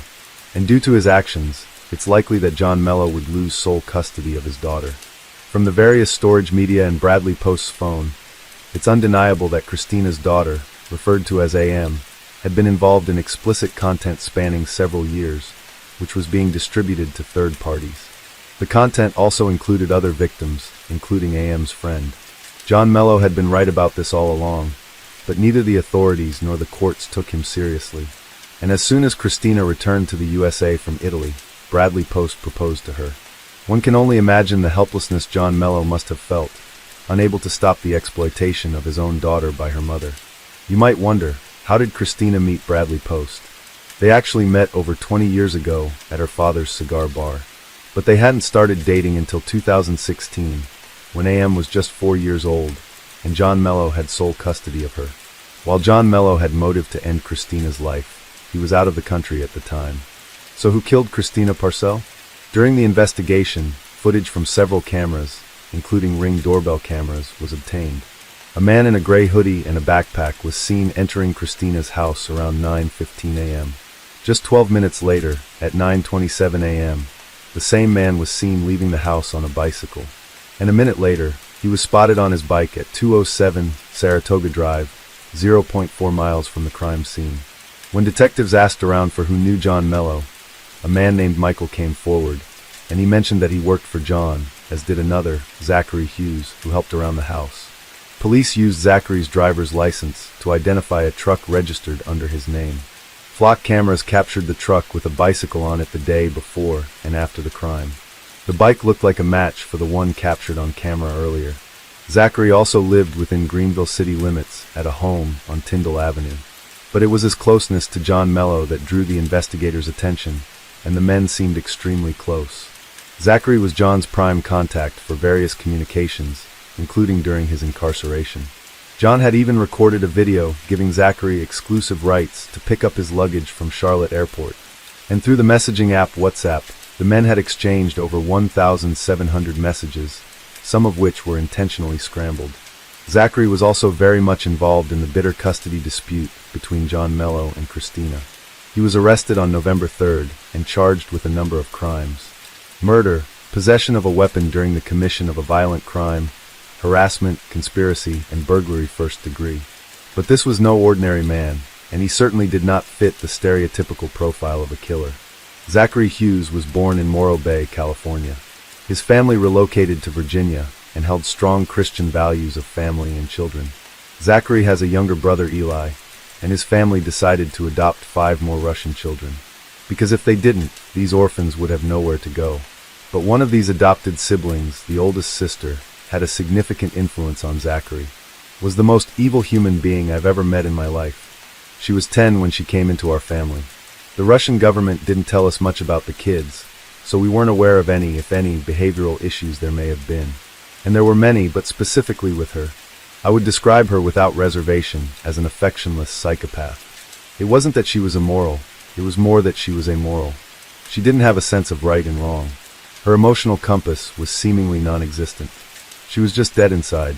She was a masterful manipulator and deceiver. She could lie at the drop of the hat for reasons that might involve her personal gain, or just for the heck of it. She would invent the most absurd, crazy, gruesome stories just to get a reaction out of people. And she could talk about this stuff with the same tone that you might talk about making a sandwich. And this from a girl that I knew between the ages of 10 to 14. It was incredibly disturbing. And the things I learned about that type of personality have stayed with me my entire life, because I've never met someone like this since. So she was literally like a vampire who would just suck the goodness out of other people around her. She could be very emotional, and she would fake these emotions in order to elicit a response in you, a sympathetic response. And if, for instance, you were accusing her of doing something like stealing or hurting one of her siblings, she would weep and just beg you to believe her and say, no, I didn't do it. And then if you would present her with irrefutable proof that we knew you had indeed done this, it was like a mask would just fall off her face. And I mean, she'd just look at you with sharp eyes. And no matter how many times we would go through this cycle with her, where she would deceive us and betray our trust and hurt people in our family, she would always reel us back in, because there's something in normal, good people that wants to believe that someone like this can change. You want to believe that there's redemption for someone like this, and that they might change their ways and become a better person. And she knew that, and she would use that in order to ingratiate herself again and regain our trust, only to betray that trust again harder than she had the first time. And this happened dozens of times, and it created an incredible amount of strife in our home. She could manipulate my parents and drive a wedge between them. She was just an incredibly intelligent person and incredibly evil.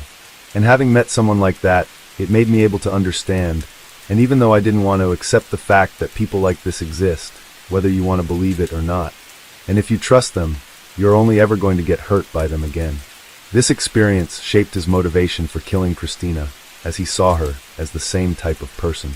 And it finally just got so bad that we realized she was going to be a physical danger to our family. I discovered a diary that she had made where she described in detail my parents having their eyes gouged out and dying, and how once my parents were out of the way and dead, she would be able to assume her role as rightful queen of the country.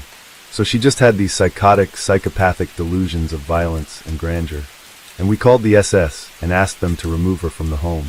Growing up, Zachary turned to playing the piano as an escape from the challenges at home.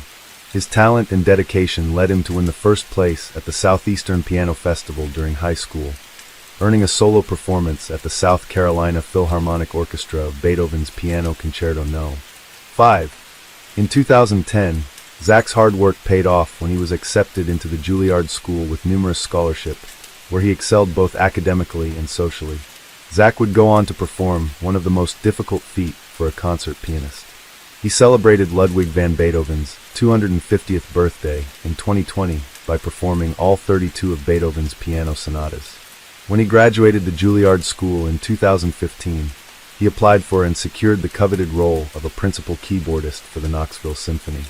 But he quit all this in 2017 to join the U.S. Marine Corps because, in his own words, he wanted to serve his country. It had just always been something I was interested in, the service of others, service to others aspect of it. I felt like, in a sense, I owed a debt to my country and to do some military service. And I also wanted the opportunity to experience a difficult training environment. And I figured the Marines they had a reputation of being the hardest. So that's the branch I decided to go for. He was offered a place in the Marine Corps band, but refused special treatment. Instead, he opted to enter the grueling officers training program. It's a little different than recruiting. You have to go through a pretty rigorous selection process to even be invited to OCS.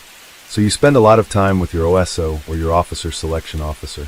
And it's their job to essentially train you up and get you ready so that you can pass the review board to get an invitation.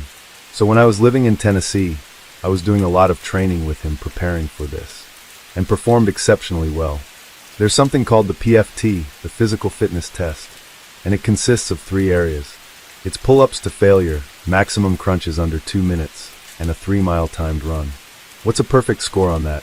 You can get a maximum of 100 in each of the 3 areas. So a perfect score would be 300. What was your score? 294.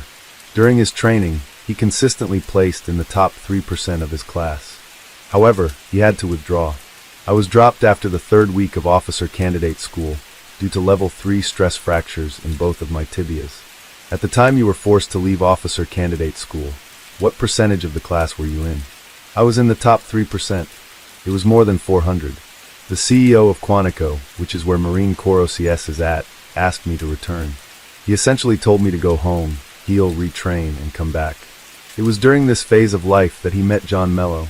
Notably, Zachary had no connections with Christina Parcell or Bradley Post. In fact, they did not know each other personally. What compelled Zachary to throw away his life and promising career?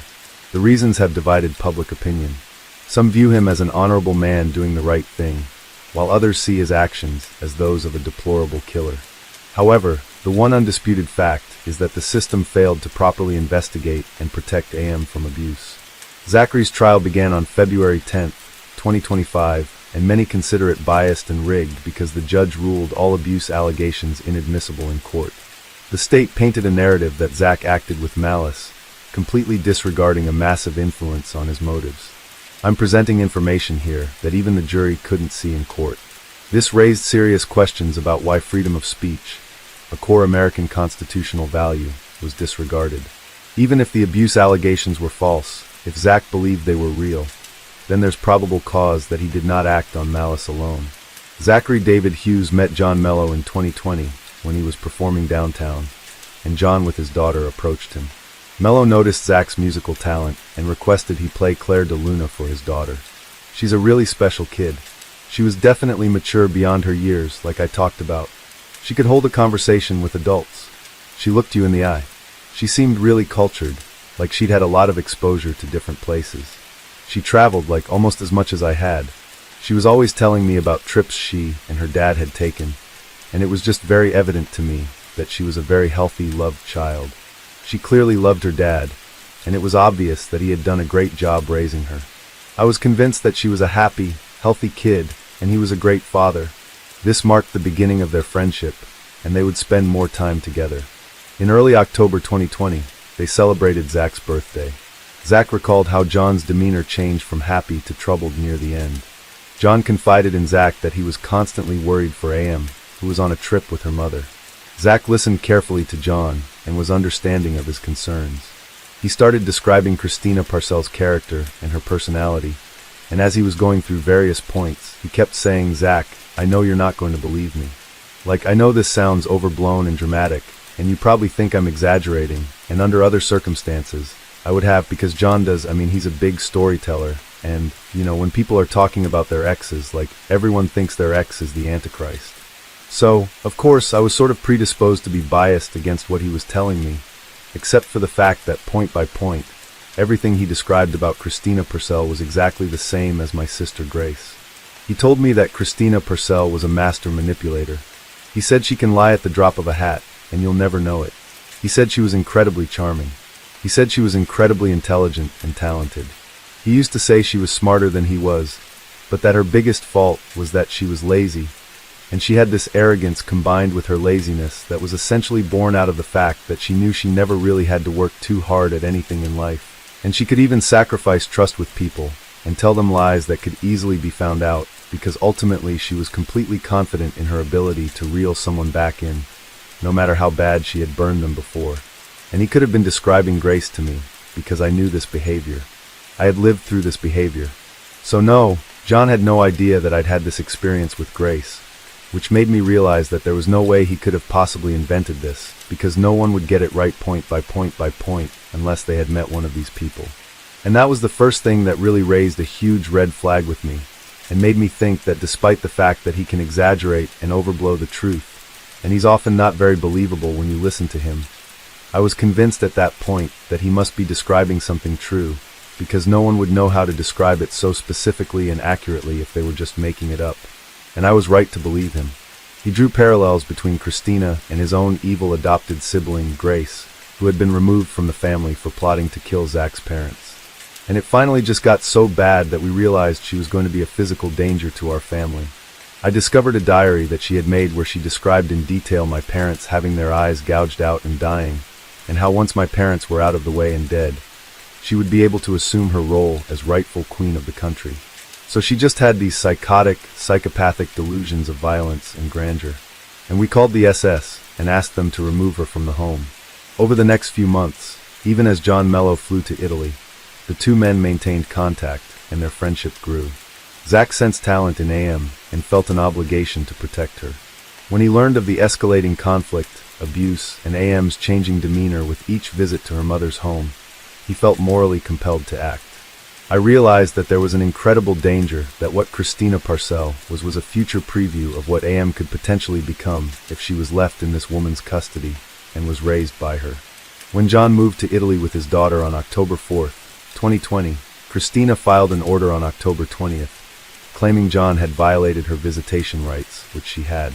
The court appointed a new US-based guardian for the girl and found John Mello in contempt. In March 2021, Christina moved in with her sister to the home in Canebrake Drive. A month later, the Italian Central Authority ruled that AM must be returned to the US. This allowed Christina to retrieve her daughter from Italy. But that's when John Mello began using his friendship with Zachary for personal favors. On April 17th, he asked Zach to harass the S out of Christina and send him a lot of information as proof. He offered me, among other things, 3 very pertinent collections of information. One was the photographs that had been discussed that I sent in mailings to various people, along with advertisements from an escort website, which were connected with these photographs. These photographs were of Christina Parcell in various stages of undress. And John told me that they were prostitution advertisements from her previous career as a prostitute. And looking at these photographs, there was no doubt in my mind that that's what these were. And I don't say this in any way to try to shame. It's simply that, who said it? Pornography, you know it when you see it. Well, I think the same can be said in terms of these photographs. They were not cute, sexy, intimate photographs that someone might send to someone they're dating or something.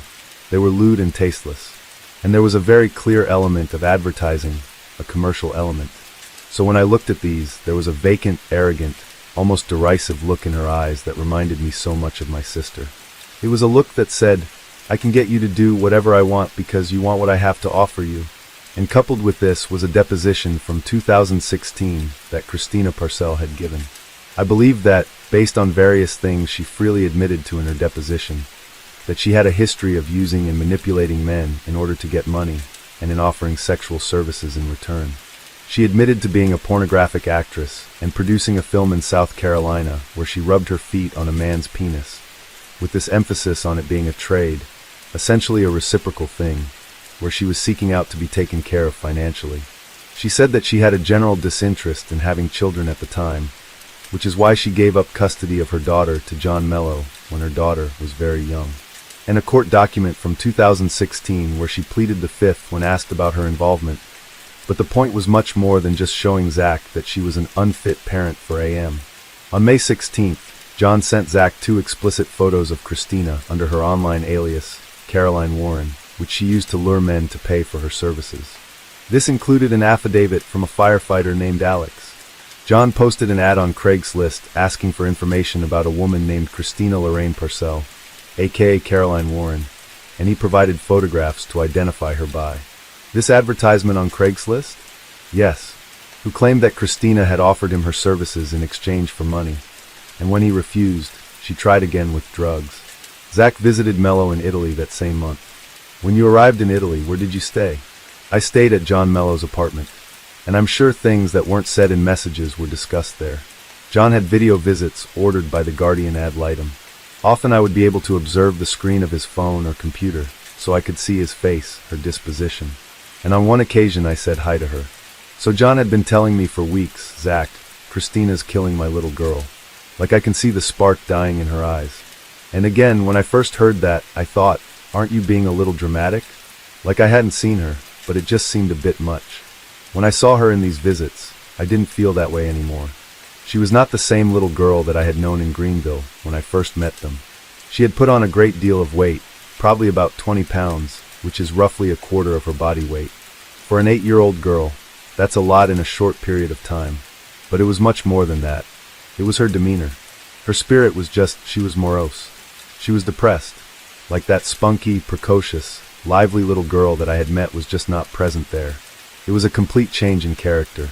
And, John would ask her how she was doing, and she would always try to give a good response. Like she would try to smile and say, "Oh, I'm fine, Daddy," and try to put on a good face. But it was clear that she was doing that because she didn't want to worry her dad. She didn't want him to realize how poorly she was doing. And it just reminded me so much of myself when I was a little older than she was with what I've previously described with Grace. It's this, you internalize things. Like she's a strong person, and she was trying to be stronger than she was probably ready to be at that age. And despite the stoic, strong exterior she was trying to put on, I could just see that she was being tortured, like she was drowning. And him saying that the spark was dying in her eyes was absolutely accurate. I could see it. I could hear it in her voice. I could tell it in her demeanor. When Zach returned to the United States, he did harass Christina by distributing her explicit images to multiple locations, including a workplace at Norris Financial, to 2 of her neighbors, to her fiancé Bradley, and at Outman Cigars and Martini Bar, a place frequented by Bradley and Christina. It contained information that I believe had been put out publicly and by Christina Parcell's free will. So this was all information that had been available publicly, and that to the best of my knowledge was true. And I began to send these mailers to Christina Parcell and her boyfriend and people in the neighborhood for a threefold purpose. I wanted parents around that neighborhood to know that their children were not safe around her or around Rad Post. I wanted different people associated with this, such as the going handle item, the police, to have access to this information, so that they would have all the evidence that I was looking at that clearly demonstrated that Christina Parcell was a danger to children and her own daughter. And I also wanted there to be social pressure, again, about people like Grace and Christina Parcell, as the facade that they erect around themselves and the image that they put forward to the world is so important to them. They're narcissists, and it is a facade. It's completely untrue. But I was hoping that it wouldn't be worth it to her, for other people to see her for what she was, in exchange for her trying to fight to have her daughter. In September, a month before the crime, Zach called Child Protective Services, admitting in his testimony that he lied to get their attention, so they would investigate Christina and Bradley. It's unclear if this ever led to an investigation. Shortly after these mailers would have arrived, John described a call to me where he said Christina was, at the end of the call, she took the phone and turned it towards her face, which she usually did not do. And he said she was more angry than I've ever seen her. And he would often talk about how you would never see her angry, like she was very good at controlling her emotions and not showing if you had made her angry. And she took the phone and didn't say anything, but just slid her finger across her throat, as if she was threatening that she was going to have him killed for what she believed he was doing. He stated that John Mello believed Bradley Post was a PDF file, and he believed it as well. He sent it to me, an email he had received from someone he knew in the biker community, motorcycles. And Brad Post was also involved in the biker community, or at least tried to be. And this email was from this acquaintance of John, telling John that Brad Post had been going around essentially asking for someone to, quote, put the hurt on John Mello, and that he was offering a lot of money to make this happen. Zach revealed that John Mello initially offered him $5,000 to end Christina's life. John asked me that if I believed his daughter was in grave danger, would I be willing to kill Christina Parcell for $5,000? What did you say when he asked you that?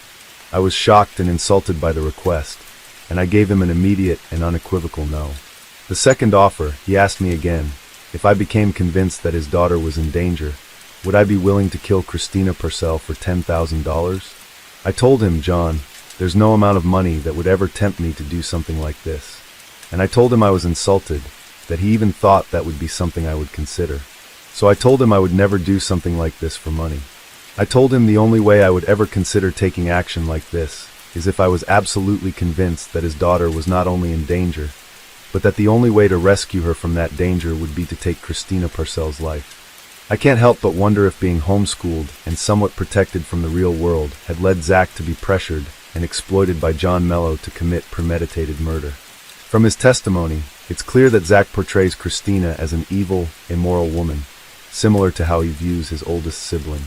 The defense presented a case that he did this as a last resort to prevent a child's life from being ruined, because his dear friend John Mello had tried everything, including leaving the country. During videos of the trial and his testimony, many people in the comments felt the same way. But there's another side to this case. A woman was brutally murdered in her own home, and people seem to disregard what she went through. Sure, she may not have been an angel, but did she deserve what happened to her?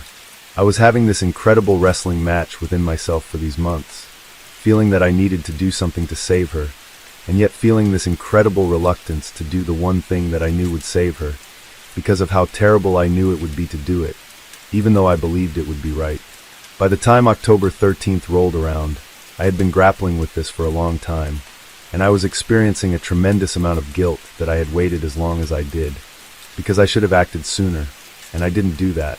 So I had come to the realization that I had gotten this offer to go on this cruise ship, and I would have been leaving the country for a long time. Essentially, it was now or never. I had an opportunity to save her from a danger that I knew she was in, and that I knew was not going to cease. I just couldn't go on with my life and leave her to drown. I mean, I had a great life. I had everything. I made money doing what I loved. I was going to be going to the South Pacific to play concerts for rich people on cruise ships. I mean, but how could I go and enjoy that and know that I was leaving a kid to her fate, a kid who thought that I was her friend? I would never have been able to look at myself in the mirror again if I had done that. The murder itself was premeditated, no doubt. Specific to October 13th, I believed that there would be a period of time at the house when Christina Parcell would be alone, and I wanted to make sure that absolutely no one was there, not Ludna, not Brad Post, because again, this was not about revenge or retribution or anything. I wasn't angry. The only thing I was feeling that day was pity.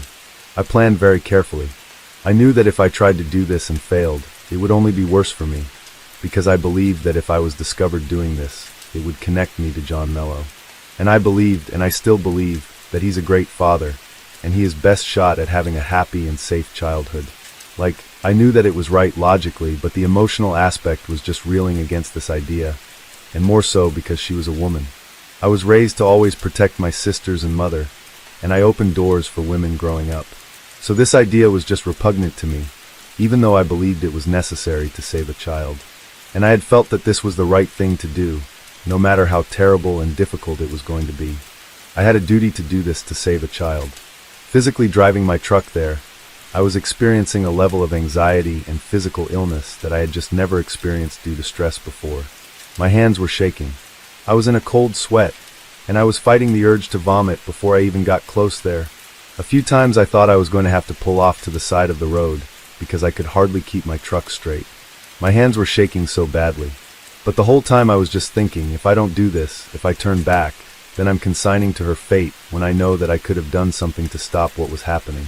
So I just tried to take my mind off of it, and I tried to just go and drive a little bit farther, not think about what I was going to have to do when I got there.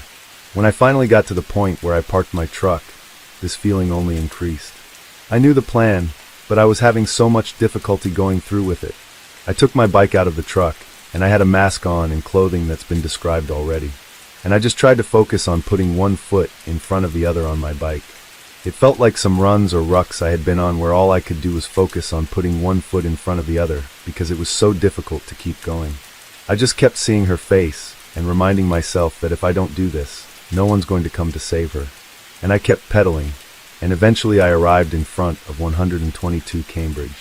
Initially, were you going to use the gun? Yes. I was very concerned about using a gun because of how loud it would be, and I didn't want to alert a neighbor or a bystander who might come to investigate and get involved. I tried to suppress the gun by making a makeshift suppressor. In movies, these things are made out to be like it's very easy, and a suppressed gun is just very silent, and that's not the case. So ultimately, I test-fired the gun. I had bought some subsonic ammunition, which is supposed to be quieter. I didn't realize that on a revolver, the suppressor doesn't work because the end of the cylinder is open.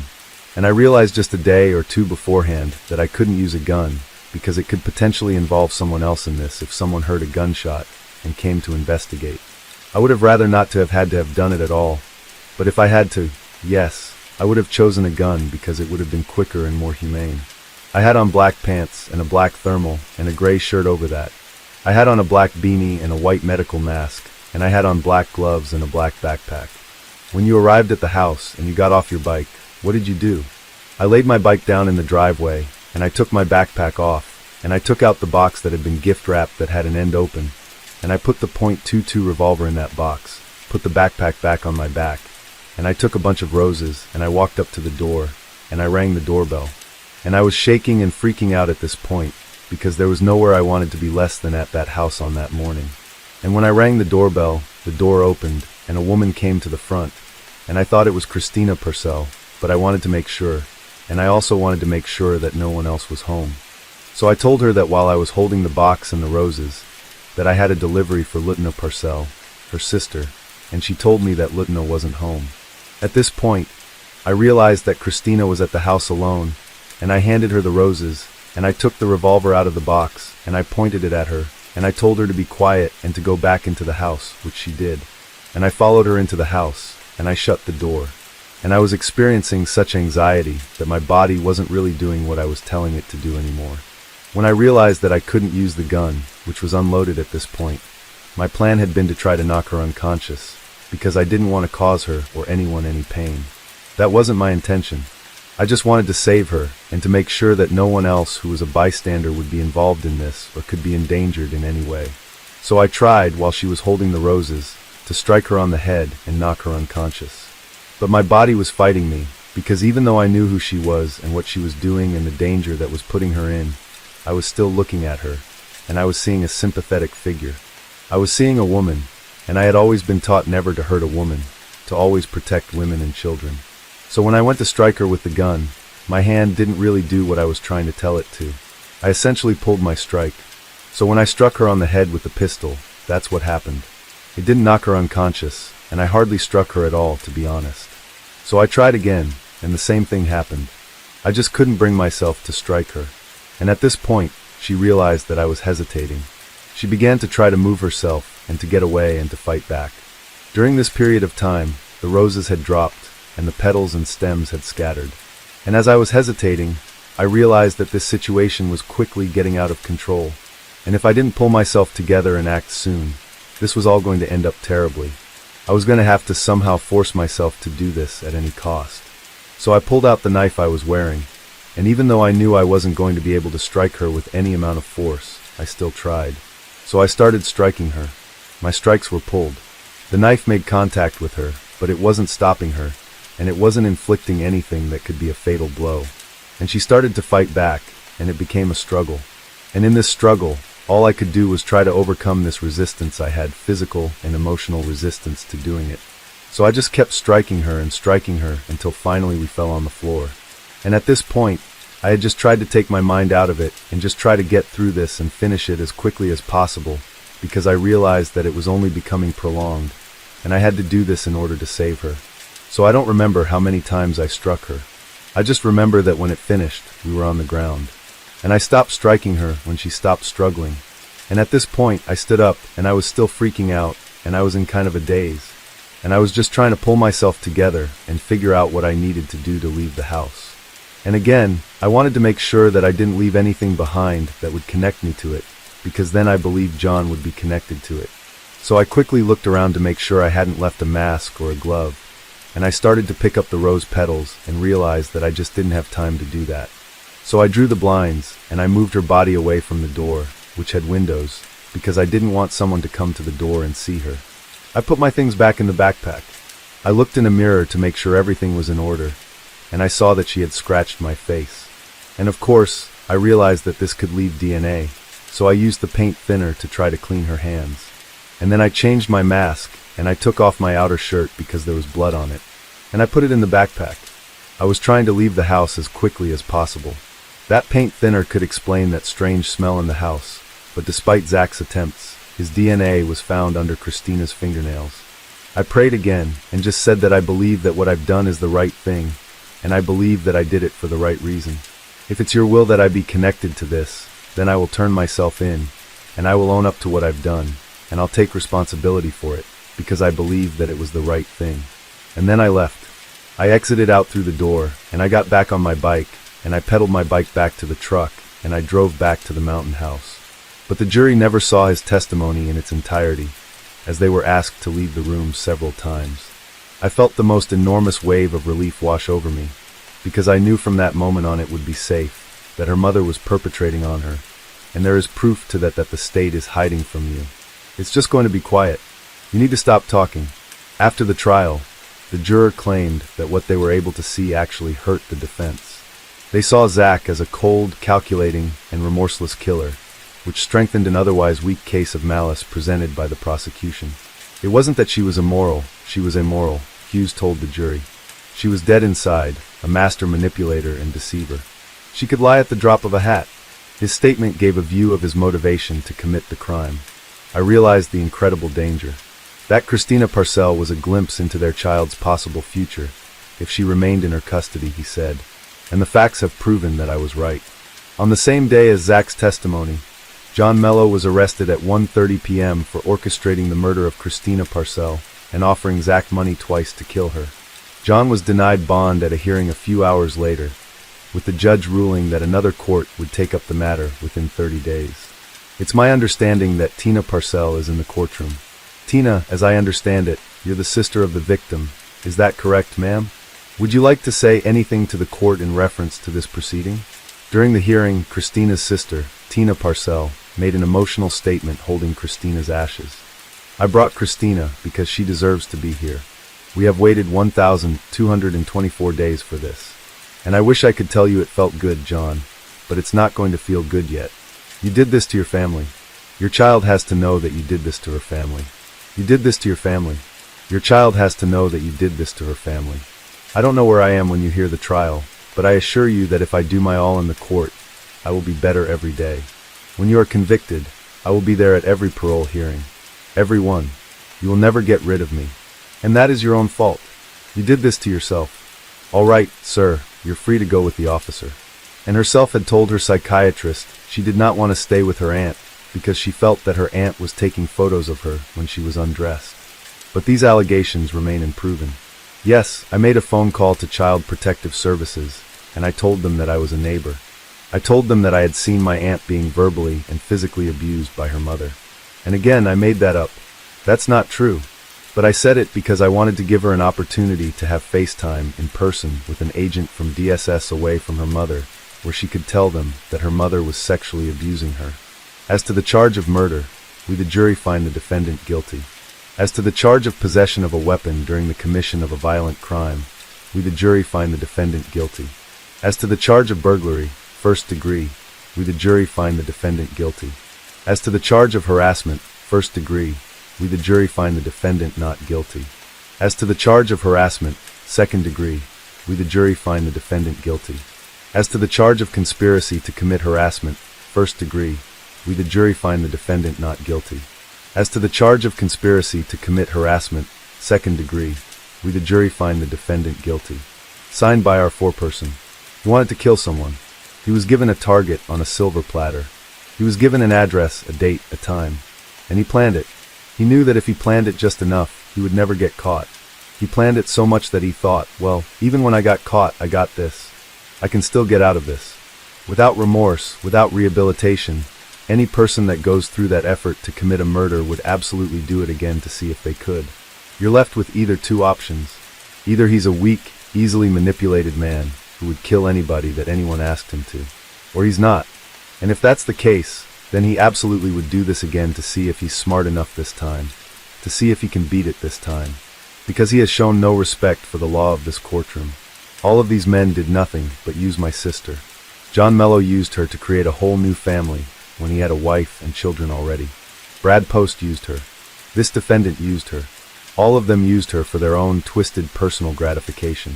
He would do it again. Without remorse, without rehabilitation, you will have recidivism. Thank you, Your Honor. The next day, on February 20th, 2025, Zachary Hughes was sentenced to life in prison. His lawyer is appealing, and one of the jurors later stated that had he known the full picture of the abuse allegations and Zach's true motivations to commit the crime, it would have definitely influenced the jury. He felt that the entire case was a mistrial due to the conditions and exclusions set by the judge.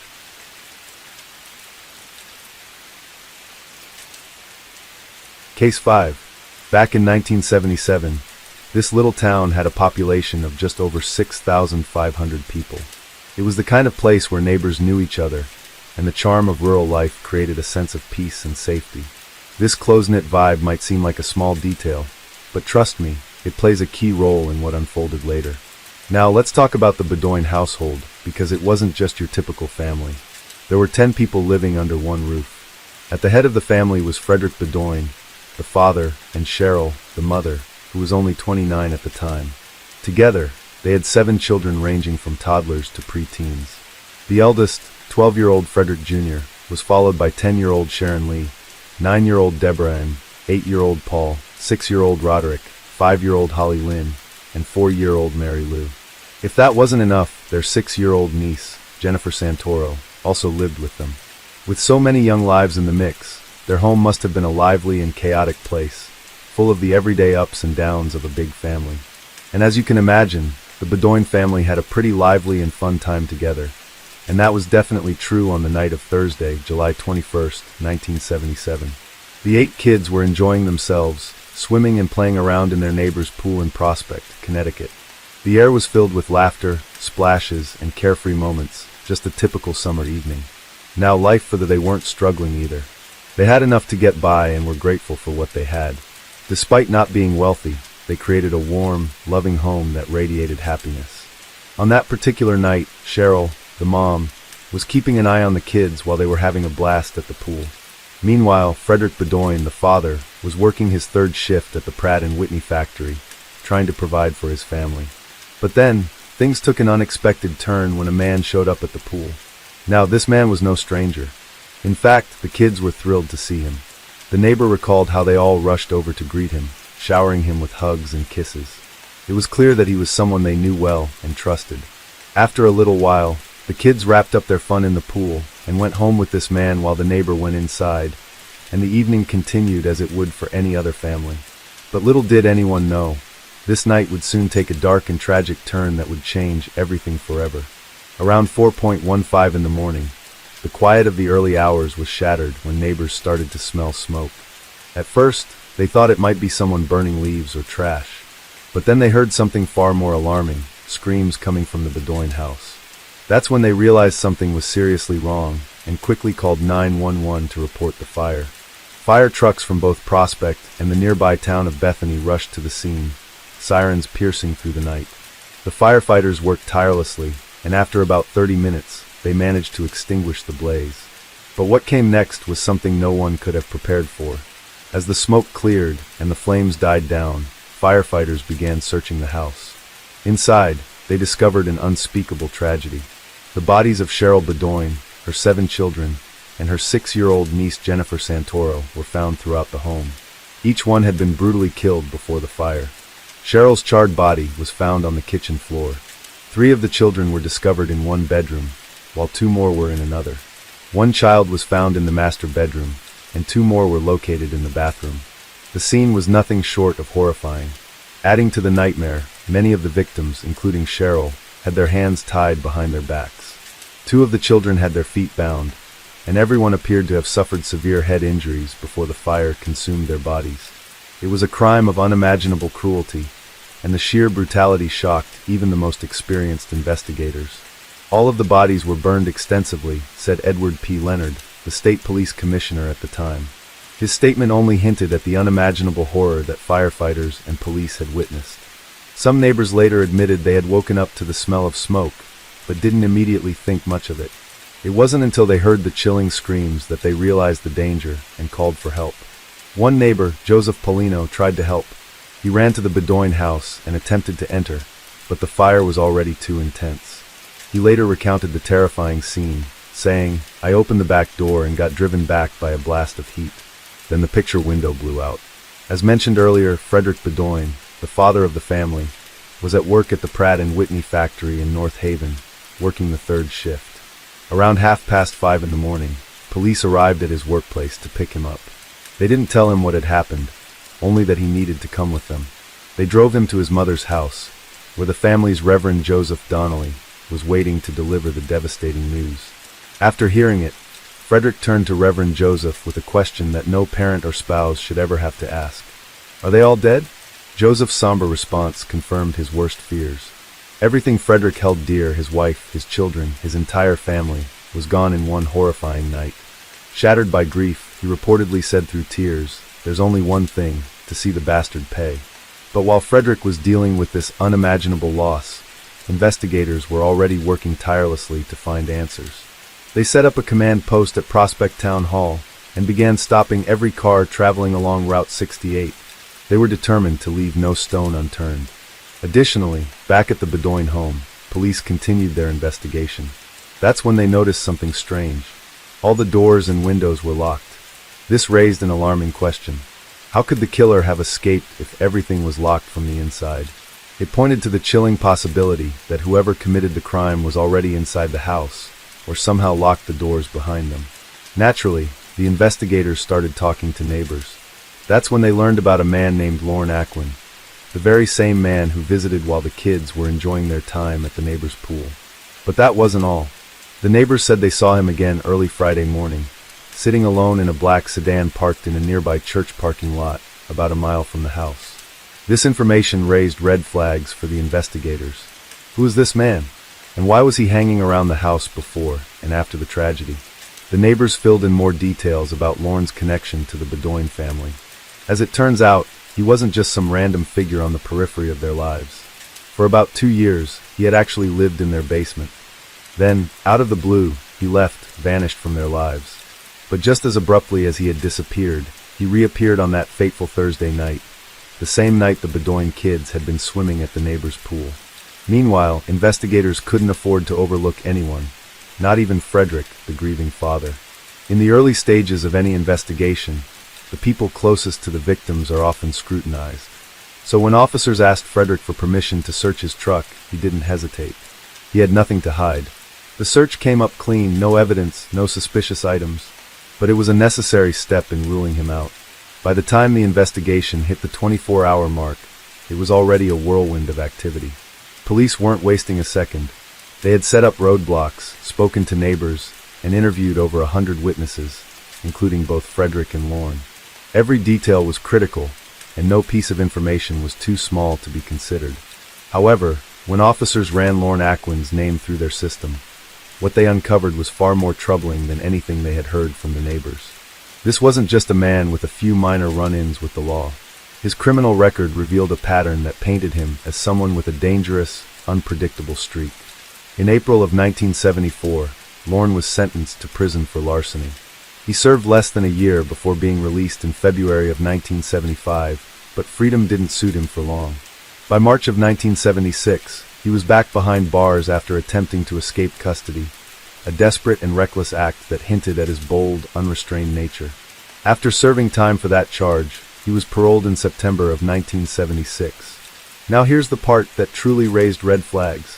When the tragedy at the Bedoe house happened, Lorne had only been out of prison for 7 months. 7 months, that's hardly enough time to rebuild a stable life, let alone prove himself as a changed man. And yet, here he was, connected to the scene of one of the most devastating crimes the community had ever witnessed. For investigators, the timing and circumstances surrounding Lorne's reappearance were impossible to ignore. His criminal past, combined with his strange behavior in the days leading up to the tragedy, created a picture that was hard to dismiss. Why had he returned to the Bedoe home after being gone for so long? Why was he spotted sitting in a black sedan in a nearby church parking lot the morning after the fire? To make matters even more intense, investigators uncovered a shocking twist. Lorne wasn't just some random person with a criminal past. He was actually Frederick's foster brother. Talk about a wild turn of events. On the morning of July 22nd at around 9:30 a.m., investigators went over to Lorne's apartment, asking him to come in for questioning. To everyone's surprise, he agreed without hesitation. He calmly went with them to the police station, but what happened next took everyone off guard. Lorne didn't just answer questions, he laid it all out. He was ready to confess, and he didn't just give some vague or wishy-washy response. Instead, he gave a chilling, detailed account of the crime that sent shivers down everyone's spine. He admitted to attacking his sister-in-law and the children. To make sure they were on the right track, police didn't just stop at one round of questioning. They asked him the same questions 3 different times, and each time, his story stayed exactly the same. Even when they brought in his psychiatrist to talk to him, Lorne didn't back off from his confession. At this point, it was clear as day. Lorne was the one responsible. He was arrested and charged with 9 counts of murder and 1 count of arson. But the investigators weren't taking any chances. They made him write up a full confession, a 7-page document that spelled out every detail of what had happened. The facts were so specific and accurate that no one else could have known them, certainly not from the news or outside sources. It was all from Lorne himself. But that's not where the story ended. Later that day, on July 23rd, investigators found even more damning evidence.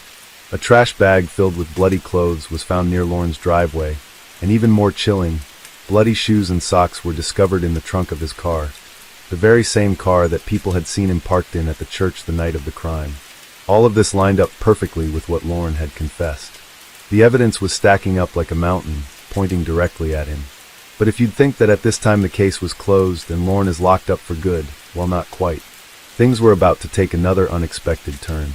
Even though everything seemed to be going in the direction of a quick conviction, Lorne's defense team wasn't ready to throw in the towel just yet.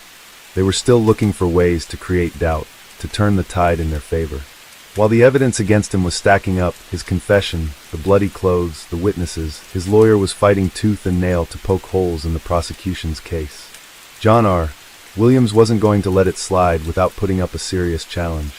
Even with everything seemingly pointing to Lorne's guilt, the defense team started pushing for a delay, arguing that the court had overstepped by requesting a blood sample from Lorne without solid evidence.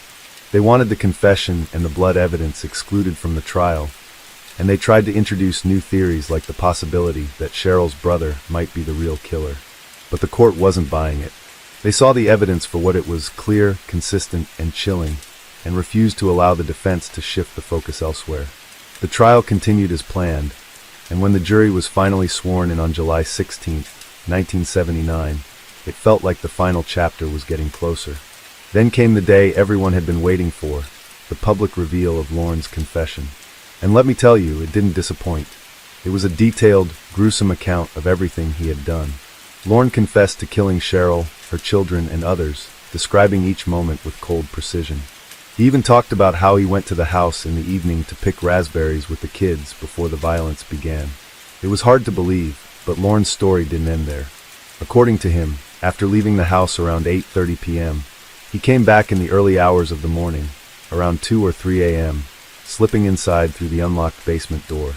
Once in the kitchen, he casually turned on the light, and that's when Cheryl came down to see what was going on. According to Lorne, she didn't seem too surprised to see him, and when he asked to grab some tools from the basement to fix his car, she let him go without a second thought. But things quickly took a deadly turn. After getting the lug wrench, Lorne came back upstairs and asked Cheryl for a beer. She didn't think anything was off about it. After all, he was family, right? But the moment she turned her back to get the beer, Lorne hit her over the head with the lug wrench. And that wasn't the end of it.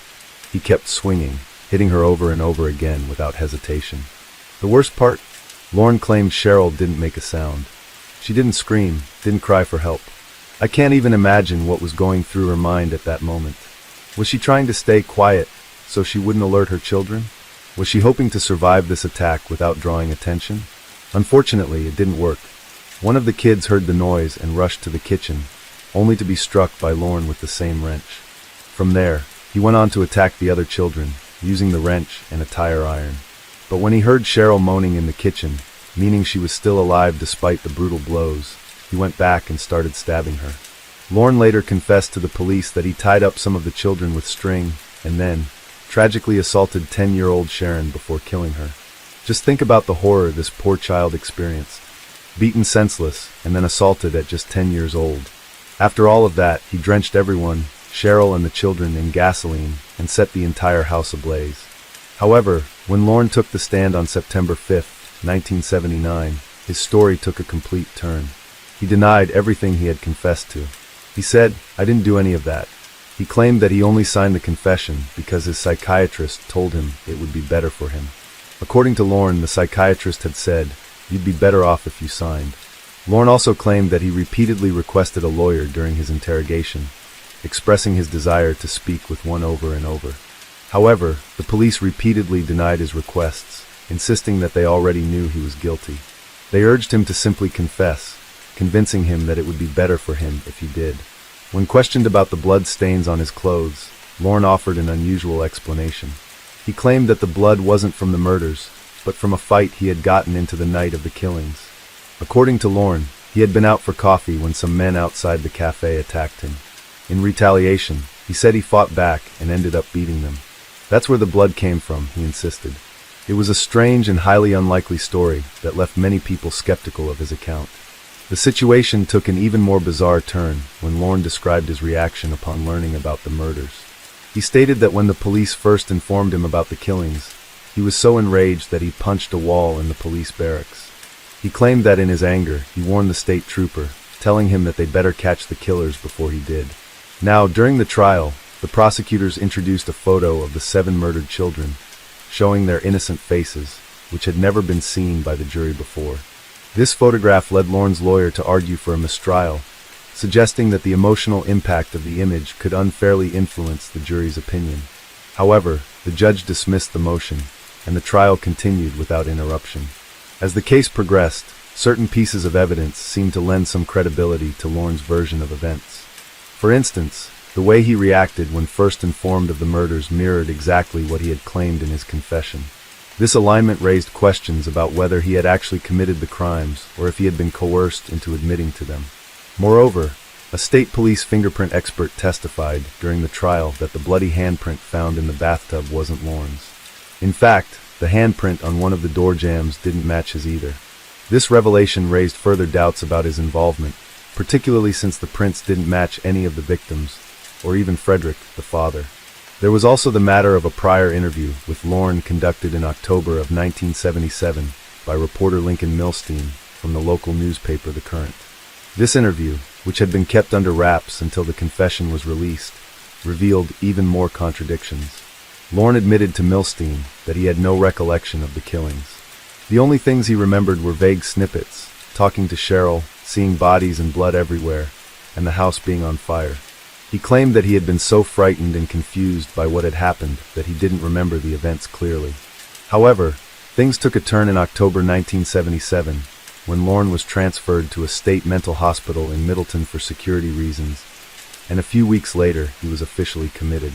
A psychiatrist testified that he might be suffering from schizophrenia or epilepsy, raising doubts about his mental state at the time of the confession.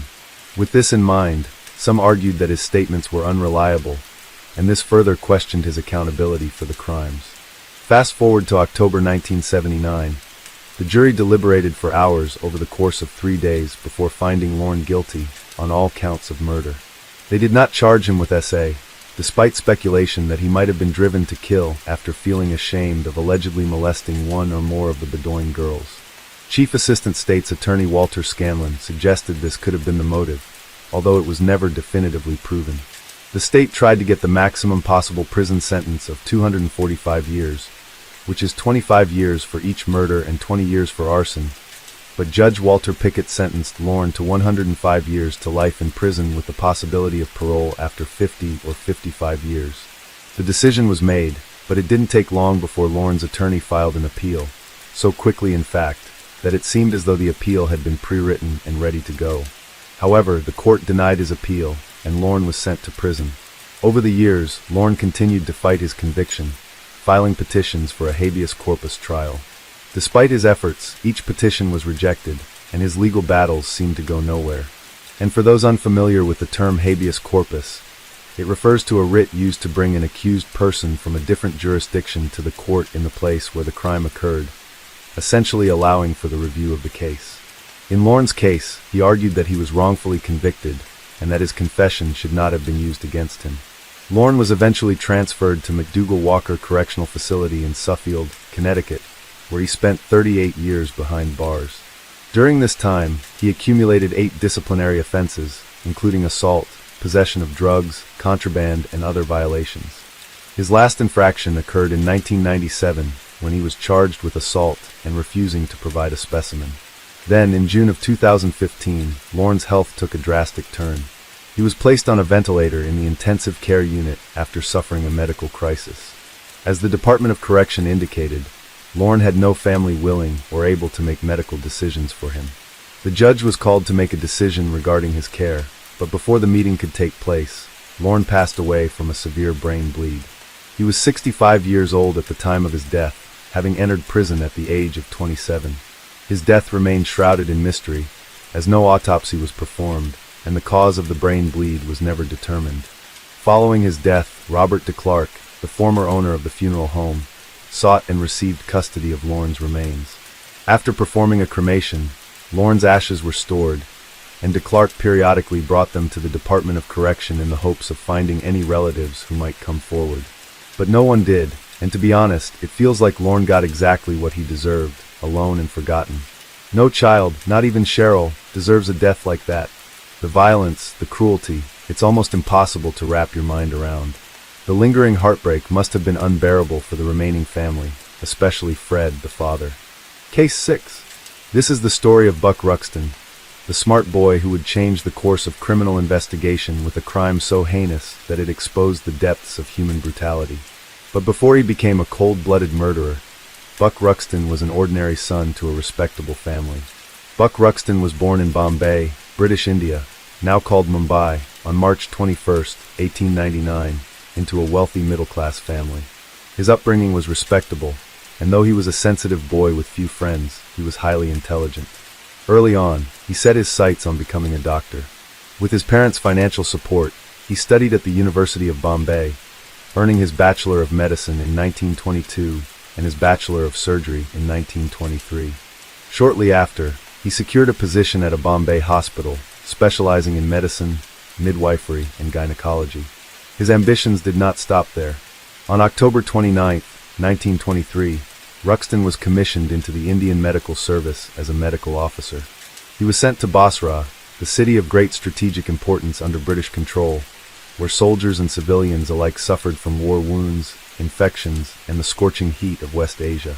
The medical stations in Basra were overcrowded, and young doctors like Ruxton were expected to burn the midnight oil, treating cases of battle injuries, disease, and malnutrition. It was intense labor that he endured, making him a strong practitioner, but a human being lacking in empathy each passing day. Later, Ruxton was stationed in Baghdad, where he witnessed the brutal aftermath of war firsthand. Battlefield medicine was gruesome, and doctors were often forced to make split-second decisions that meant life or death. The constant exposure to suffering and death shaped him in ways that would become evident in the years to come. In October 1926, he gave up his commission, turning his back on military medicine and setting his sights on other opportunities. During this time, Ruxton entered into an arranged marriage with a Parsi woman named Madhabai Jahangiri Gadiali in May 1925. However, the marriage did not work out. With financial assistance from his family and the Bombay Medical Service, Ruxton relocated to Britain in 1926. He attended medical courses at London's University College Hospital under the name Gabriel Hakim, before moving to Edinburgh in 1927 to begin studies towards obtaining a fellowship of the Royal Colleges of Surgeons. Although he failed his entrance examination, the General Medical Council authorized him to practice medicine in the United Kingdom based on his Bombay qualifications. Shortly thereafter, he legally changed his name via deed poll to Buck Ruxton. While studying in Edinburgh, Ruxton met a 26-year-old woman named Isabella Hennis, who managed a cafe in the city. Isabella had been briefly married to a Dutchman in 1919, but the marriage had lasted for only weeks, and she had resumed using her maiden name, Kerr. The two slowly began liking each other, and were soon a couple. Isabella accompanied Ruxton when he relocated to England in 1928. There he worked as a locum for a London doctor, Manik Madafram, a fellow Parsi, before becoming an assistant to a Stepney-based doctor, B.R. Reigate. While the relocation was happening, Isabella was already pregnant with Ruxton's child. In 1929, Isabella gave birth to the couple's first child, a daughter they named Elizabeth. The family seemed stable, but behind the facade, Ruxton's aggressive nature and controlling behavior were becoming more evident. His jealousy and paranoia were slowly growing, and it was not long before he unleashed the monster within. Now the fits of anger and bouts of hysteria became routine in this house, where a home that Isabella made with love had turned into a hellhole for her. Their fights were so intense that police were called to their house multiple times, only for Isabella to return to him, after his desperate pleas and apologies. Isabella tried to escape. On several occasions, she packed her things and left for Edinburgh with her children. But Ruxton always managed to pull her back in, begging her to return, swearing his love, promising change while bending on his knees, his head down and tears rolling down his eyes. But nothing changed. In 1932, Isabella attempted to unalive herself. The method she used was gruesome. Gas asphyxiation was nearly fatal. She lost a pregnancy in the process. But even this did not end their relationship. She stayed, trapped in a cycle of violence and manipulation by a man who knew a way with his words. The police were familiar with the Ruxton household, having been called multiple times to settle their heated arguments. During one visit, Ruxton told an officer, "Sergeant, I feel like murdering two persons. My wife is going out to meet a man." In early September 1935, Isabella traveled to Edinburgh to visit her sister. She was accompanied by a prominent Lancaster family, the Edmondsons, who were close to the Ruxtons. Buck Ruxton did not go, staying behind due to his busy schedule as a doctor. But in his mind, this trip confirmed his worst suspicions. He was certain that Isabella was having an affair. He was even sure of the man she was having an affair with, Robert Edmondson, a young assistant editor in the local town hall. His jealousy consumed him, and by the time Isabella returned, Ruxton had already decided her fate. On the night of September 14, 1935, Isabella left to visit her sisters in Blackpool and see the Blackpool illuminations. She returned home late, around midnight. That night, Ruxton's paranoia and rage had taken the best of him. Confronting Isabella with allegations of infidelity that night, Ruxton lost control of himself. The sick assumption of his wife being a cheater left him in a fit of rage. Not knowing how to handle the monster that Ruxton had become, Isabella panicked, trying to run away. But it was too late. Blinded by fury, Ruxton attacked his wife. Perhaps it began with his hands closing around her throat, cutting off her breath, squeezing until her struggles weakened and her body slumped. Did she lose consciousness? Or did she die in that cruel, suffocating embrace? We may never know. But strangulation was not enough. His rage demanded more. He beat her, fists colliding with her delicate bones, shattering the bone structure of her face. And then came the blade, a cold, fatal finality, driving into her flesh, spilling her life onto the floor. He strangled, beat, and stabbed Isabella to death. But someone else had seen too much. Remember the eyewitness? She was murdered by the monster for the intention of eliminating every trace of his crime. Mary Jane Rogerson, their housemaid. Perhaps she heard the struggle and rushed in. Perhaps she was already there, her presence an unfortunate twist of fate. Perhaps she screamed. Perhaps she tried to run. But Ruxton could not let her live. Did she plead? Did she beg for her life? It didn't matter. His frenzied wrath turned to her with equal savagery. Blows rained down, the housemaid's skull fracturing beneath his fists. Maybe she cried out once. Maybe she had time to realize the horror of her fate before his hands found her throat. A desperate struggle, a body thrashing, fingers clawing at his skin, weakly grasping at nothing. Her final breath choked into silence. And then the knife again. Did he stab her to ensure she was dead? Or had he simply lost all control, his insatiable violence continuing long after her life had drained away? When it was over, when both women lay lifeless, their blood staining the floor, Ruxton stood amidst the carnage he had created. But his madness was not yet complete. Ruxton quickly set to work covering his tracks. Before the murders, he had told both of his charwomen not to come to the house until Monday, already ensuring no one would enter the home too soon and see the monstrosity he had committed that night. He had already killed Isabella and Mary Jane, but their suffering had not yet ended. The family, who once saw the intelligent boy making his mark in the most respectable field in India, would later be informed about the heinous ways their son used his knowledge. Ruxton used his medical expertise to dismember the bodies. Blood pooled in the house, staining the stairs and walls. He removed the carpet and burned towels in the garden to destroy evidence. The next day, he dropped his children off at a friend's home before returning to clean the crime scene. Later, he asked a patient and her husband to help him prepare for decorators, an excuse to explain the missing carpets and the mess in his home. When Mrs. Hampshire arrived at Dalton Square, she saw something was terribly wrong. Blood-stained carpet, a locked room with straw protruding from beneath the door, and a suit, Ruxton's suit, soaked in blood. He gave them stained stair carpeting and his suit, asking them to clean it. He thought he had covered his tracks, until a complete stranger discovers the horrors of his unfathomable crime. The morning of September 29, 1935 began like any other for Susan Haynes Johnson, a young woman walking near an old stone bridge nestled in the remote countryside, 2 miles or 3 kilometers north of Moffat, a quiet market town in Dumfriesshire, Scotland.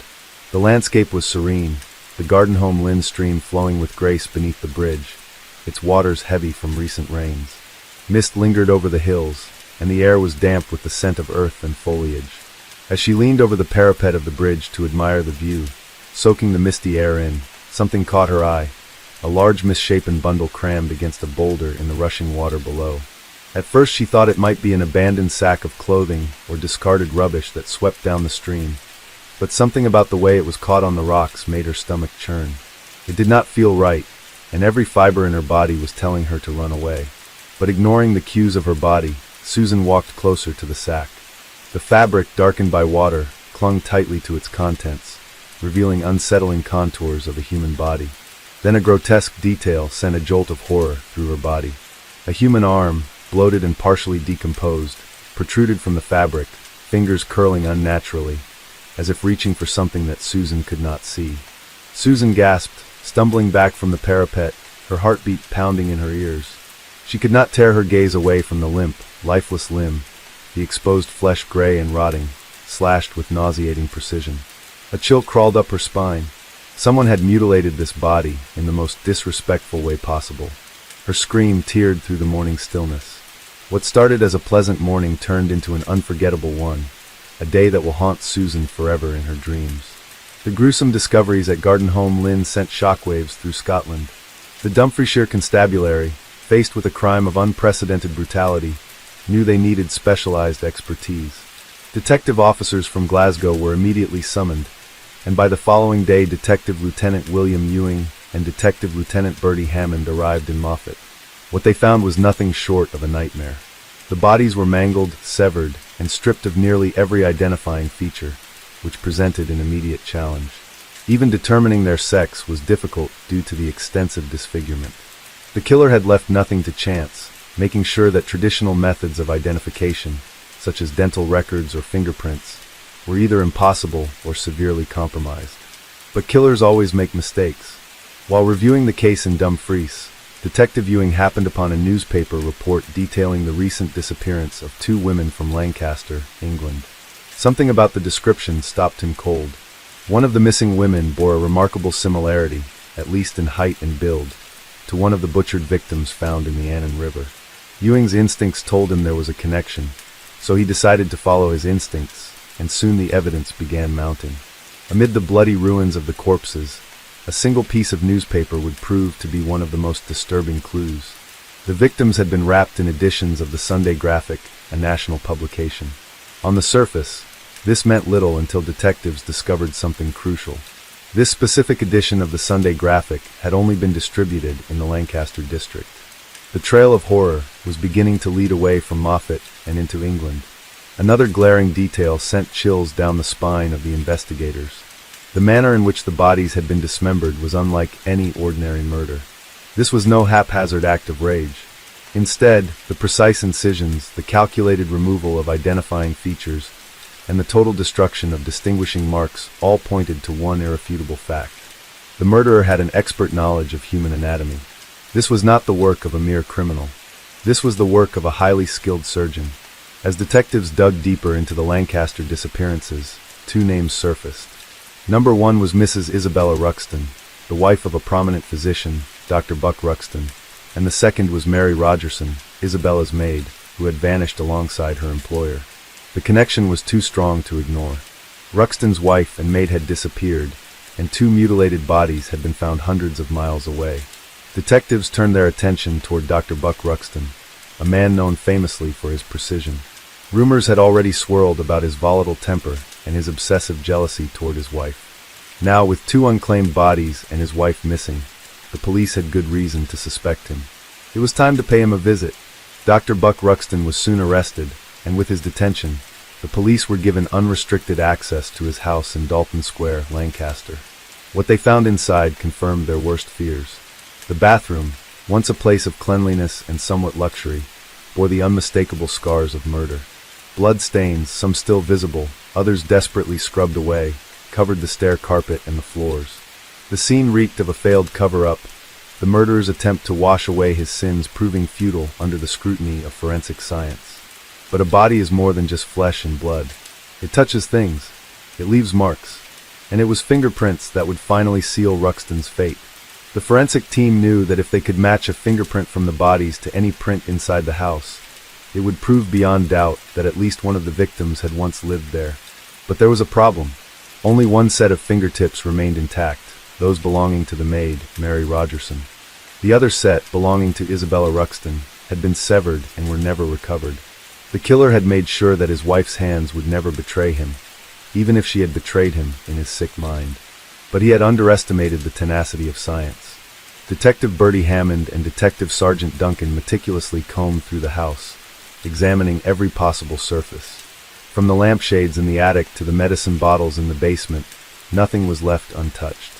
Every cup, saucer, bottle, and dish was dusted, and hundreds of fingerprints emerged. Then in the bathroom, they found the one that mattered most, a clear palm print on the door.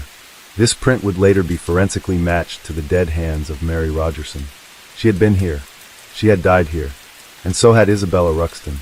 The final nail in Buck Ruxton's coffin came from Professor John Glaister, the forensic scientist leading the post-mortem examination. With Ruxton's wife horrifically disfigured, traditional identification was nearly impossible. But Glaister had another trick up his sleeve. Using X-ray imaging, he superimposed radiographs of Isabella Ruxton's skull over old photographs of her taken when she was alive and well. The shape of the skull, the jawline, and the bone structure all aligned perfectly. There was no longer any doubt. The butchered remains pulled from the river were those of Isabella Ruxton and Mary Rogerson, and their murderer was Dr. Buck Ruxton. The case of Dr. Ruxton would go on to become one of the most groundbreaking murder investigations in British history. It was a case of science versus savagery, where forensic innovation won over the butchery of a distasteful man.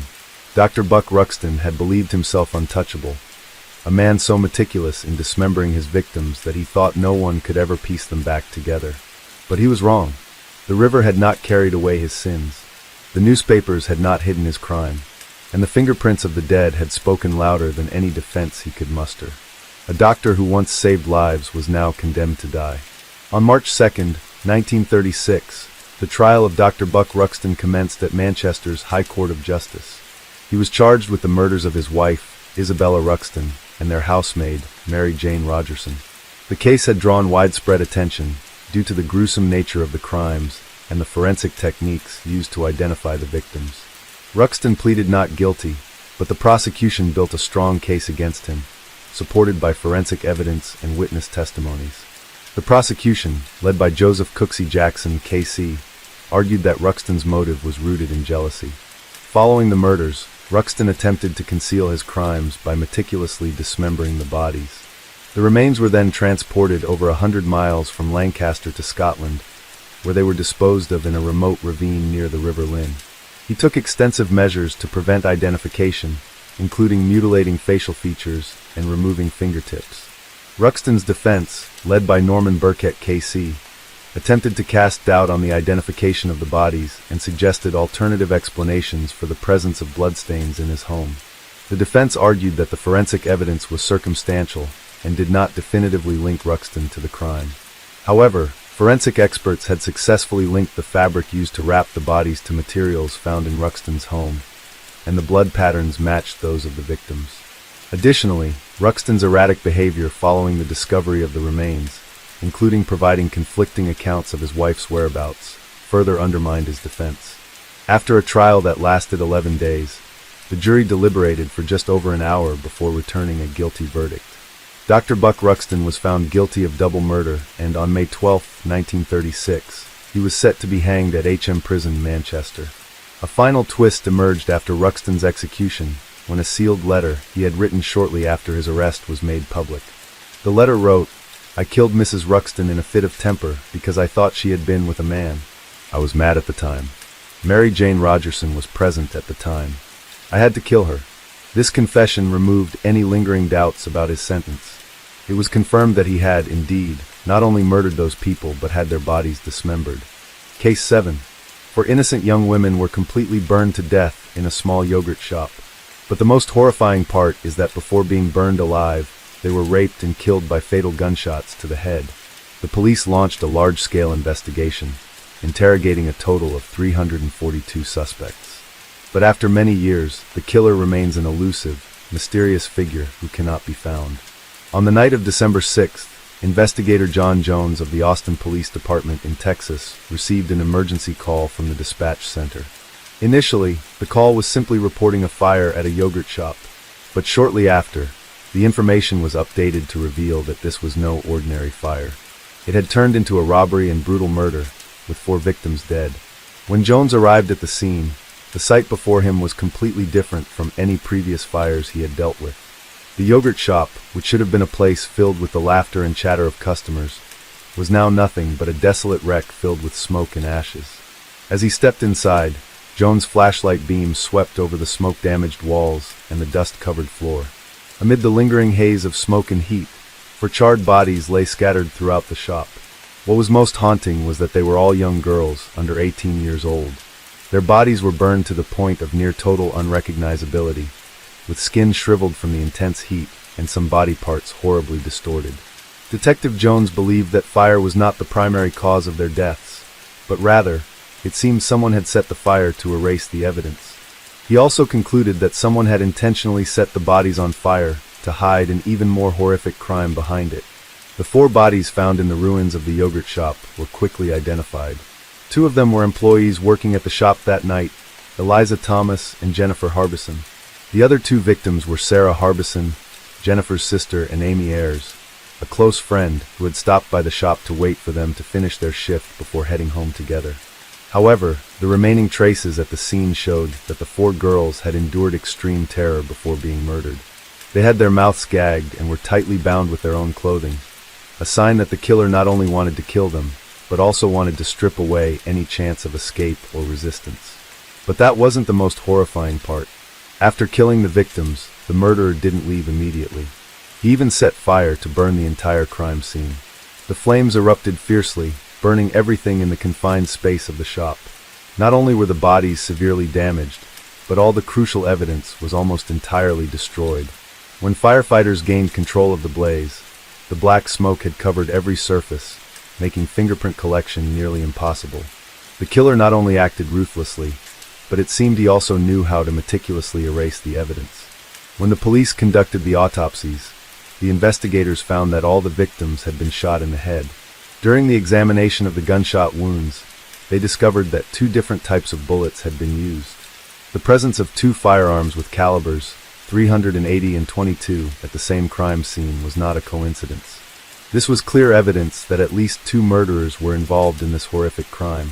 Although all the bullets from the scene were recovered, the real headache for the police was that both of the guns used in the crime had vanished without a trace. After confirming this information, the police immediately released the news nationwide, hoping that someone would provide clues about the guns or suspects involved. All possibilities were considered, and as the investigation expanded, the number of potential suspects grew to 342 people. Among those being investigated, one name stood out and attracted special attention from the investigators, Maurice Pierce.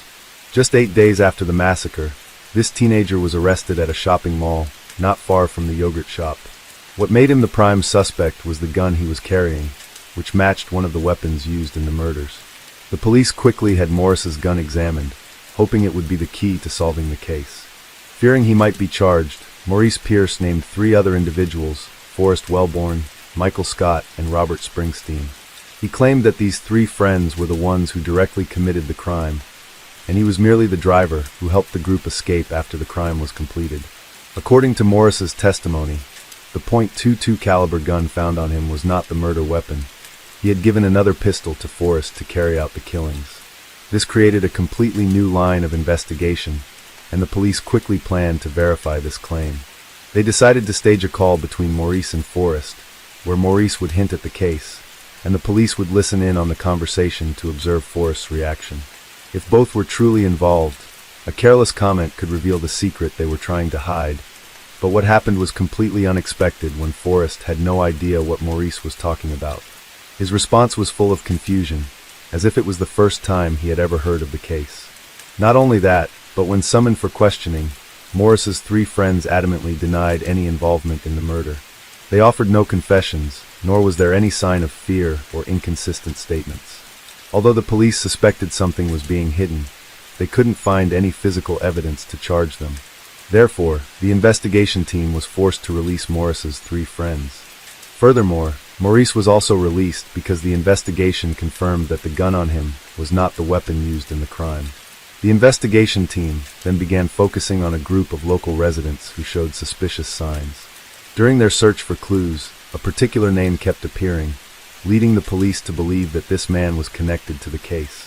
The task force decided to raid his house, hoping to find important evidence, but after a thorough search, all they found were rat bones and some strange items, with no trace of the case. 2 months after the horrific murder, the police shifted their focus to another suspect. Several witnesses reported that on that evening, A mysterious man had been sitting in a car outside the yogurt shop, observing everything around him with a suspicious attitude. This man never entered the shop, nor did he seem in a hurry to leave. He just sat silently in the car, as if waiting for something.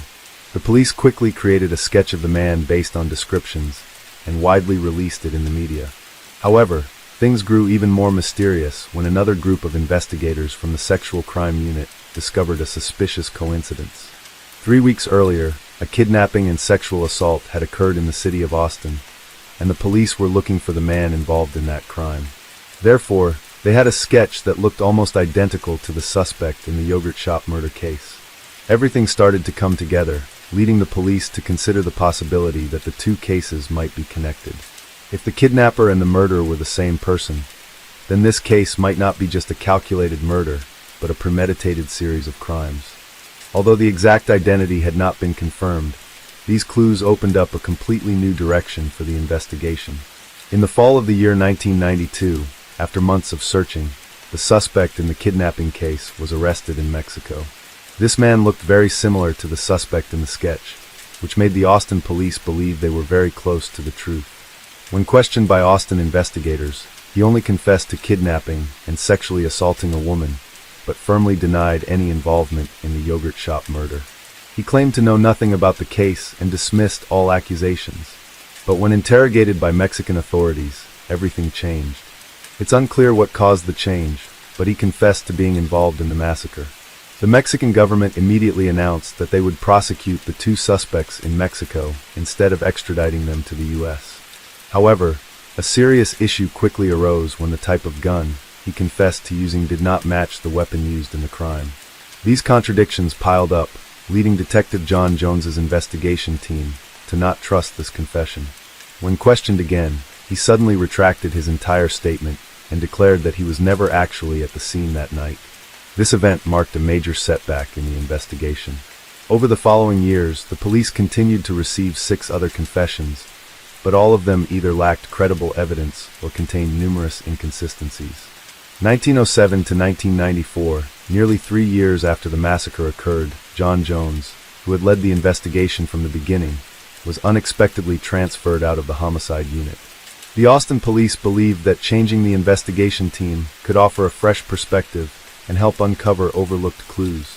Everything seemed to be at a standstill until October of 1999, when the Austin police unexpectedly reopened the investigation.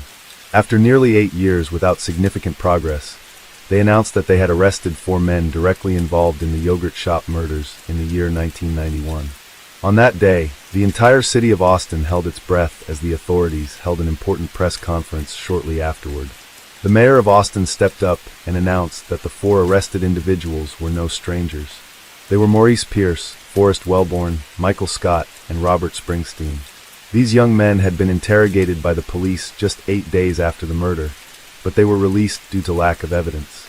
Although there was no physical evidence to charge the 4 suspects, the police had 2 confessions from Michael Scott and Robert Springsteen. The first confession came from Michael Scott after a 20-hour interrogation spread over 4 consecutive days. Under the immense pressure from the investigators, he lowered his head onto the starting to admit what had happened at the yogurt shop on that fateful night. According to Michael's testimony, the massacre was not planned from the beginning. He and the others had intended to carry out a simple robbery, and the yogurt shop had become the target from the beginning of the day. But when night fell, everything turned into something much more than a regular robbery. None of them knew exactly what triggered the killing spree, but Michael would never forget the horrifying sound that echoed throughout the small room. He described the gunshots as relentless, repeating over and over like an endless nightmare that still haunted him to this day. Hours later, Robert Springsteen was also brought into the interrogation room. He confirmed most of what Michael had previously testified to, but what sent chills down the investigators' spines was the detail Robert added.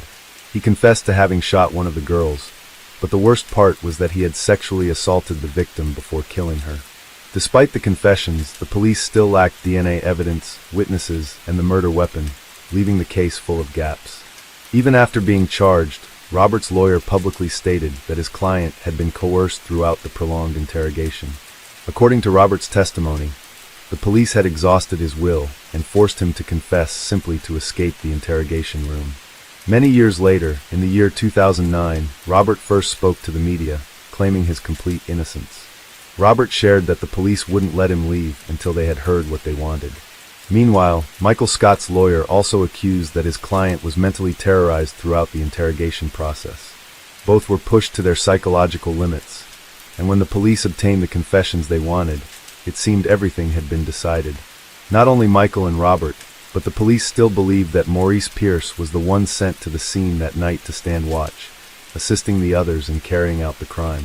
For many years, Maurice was repeatedly called in for questioning, under pressure from both the investigating agency and the public. However, he steadfastly claimed that he was not involved in the murder. With too many contradictions in the testimonies, the case gradually reached an impasse. After months of investigation, the grand jury could not make a decision to indict Forrest, leading to all charges against him being dismissed. Maurice Pierce was also released, as the prosecution couldn't find any strong evidence to charge him. But for Michael and Robert, things were not as simple. Even though their confessions were retracted, their initial statements were enough to bring them to trial. In the year 2001, both Michael Scott and Robert Springsteen were brought to trial. When the trial officially began, Michael Scott and Robert Springsteen were tried separately.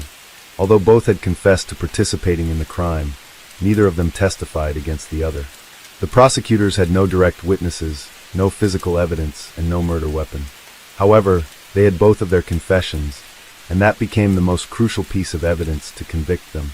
The trial lasted 3 weeks, with arguments presented to prove that the two defendants had planned the attack on the yogurt shop, raped one of the victims, and killed all 4 girls.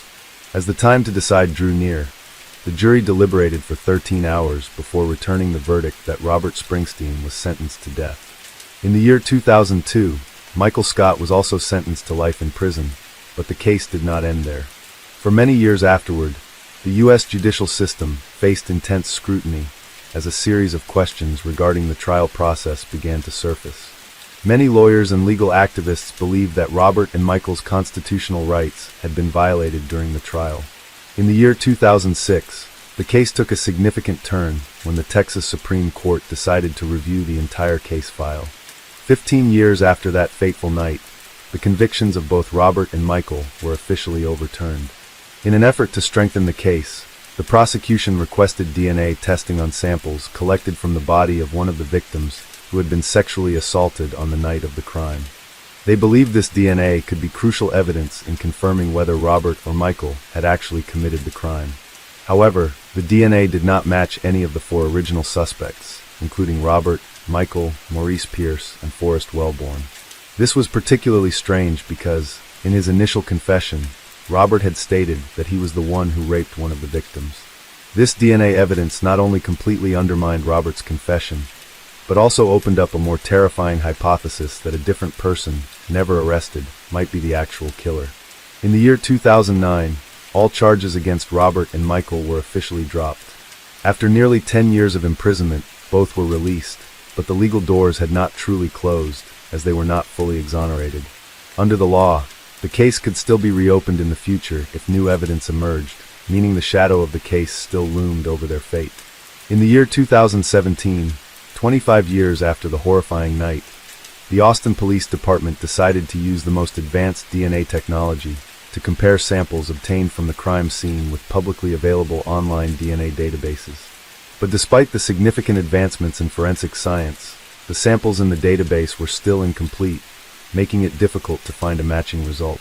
While there has been no final resolution, DNA testing technology continues to progress rapidly, offering hope that one day, the DNA sample collected over 30 years ago may provide the answers everyone has been searching for. The yogurt shop murder case not only left a haunting legacy for the people of Austin, but also led to a major change in the USA legal system. On August 3rd, in the year 2022, the Victims' Rights Act was officially signed into law. This law, which was formed due to the shortcomings in the yogurt shop case, allows families of victims in cold cases to request federal investigators to review the case using the most advanced technologies. This means that, although the case has spanned over 3 decades, it is far from closed. Thank you for taking the time to follow this story, and we'll see you in the next video. Case 8. Clara Suarez was born and raised in Colombia, where she grew up with ambition and a strong work ethic. Determined to build a successful future, she pursued a career in dentistry and eventually immigrated to the United States. She moved to Texas, where she established herself as a well-respected dentist, admired for her dedication and professionalism. There, she met David Harris, a successful, charismatic, and easygoing orthodontist known for his friendly demeanor. The two quickly built a life together. They married on February 14, 1992 at the Nassau Bay Hilton, a moment that seemed to mark the beginning of a perfect future together.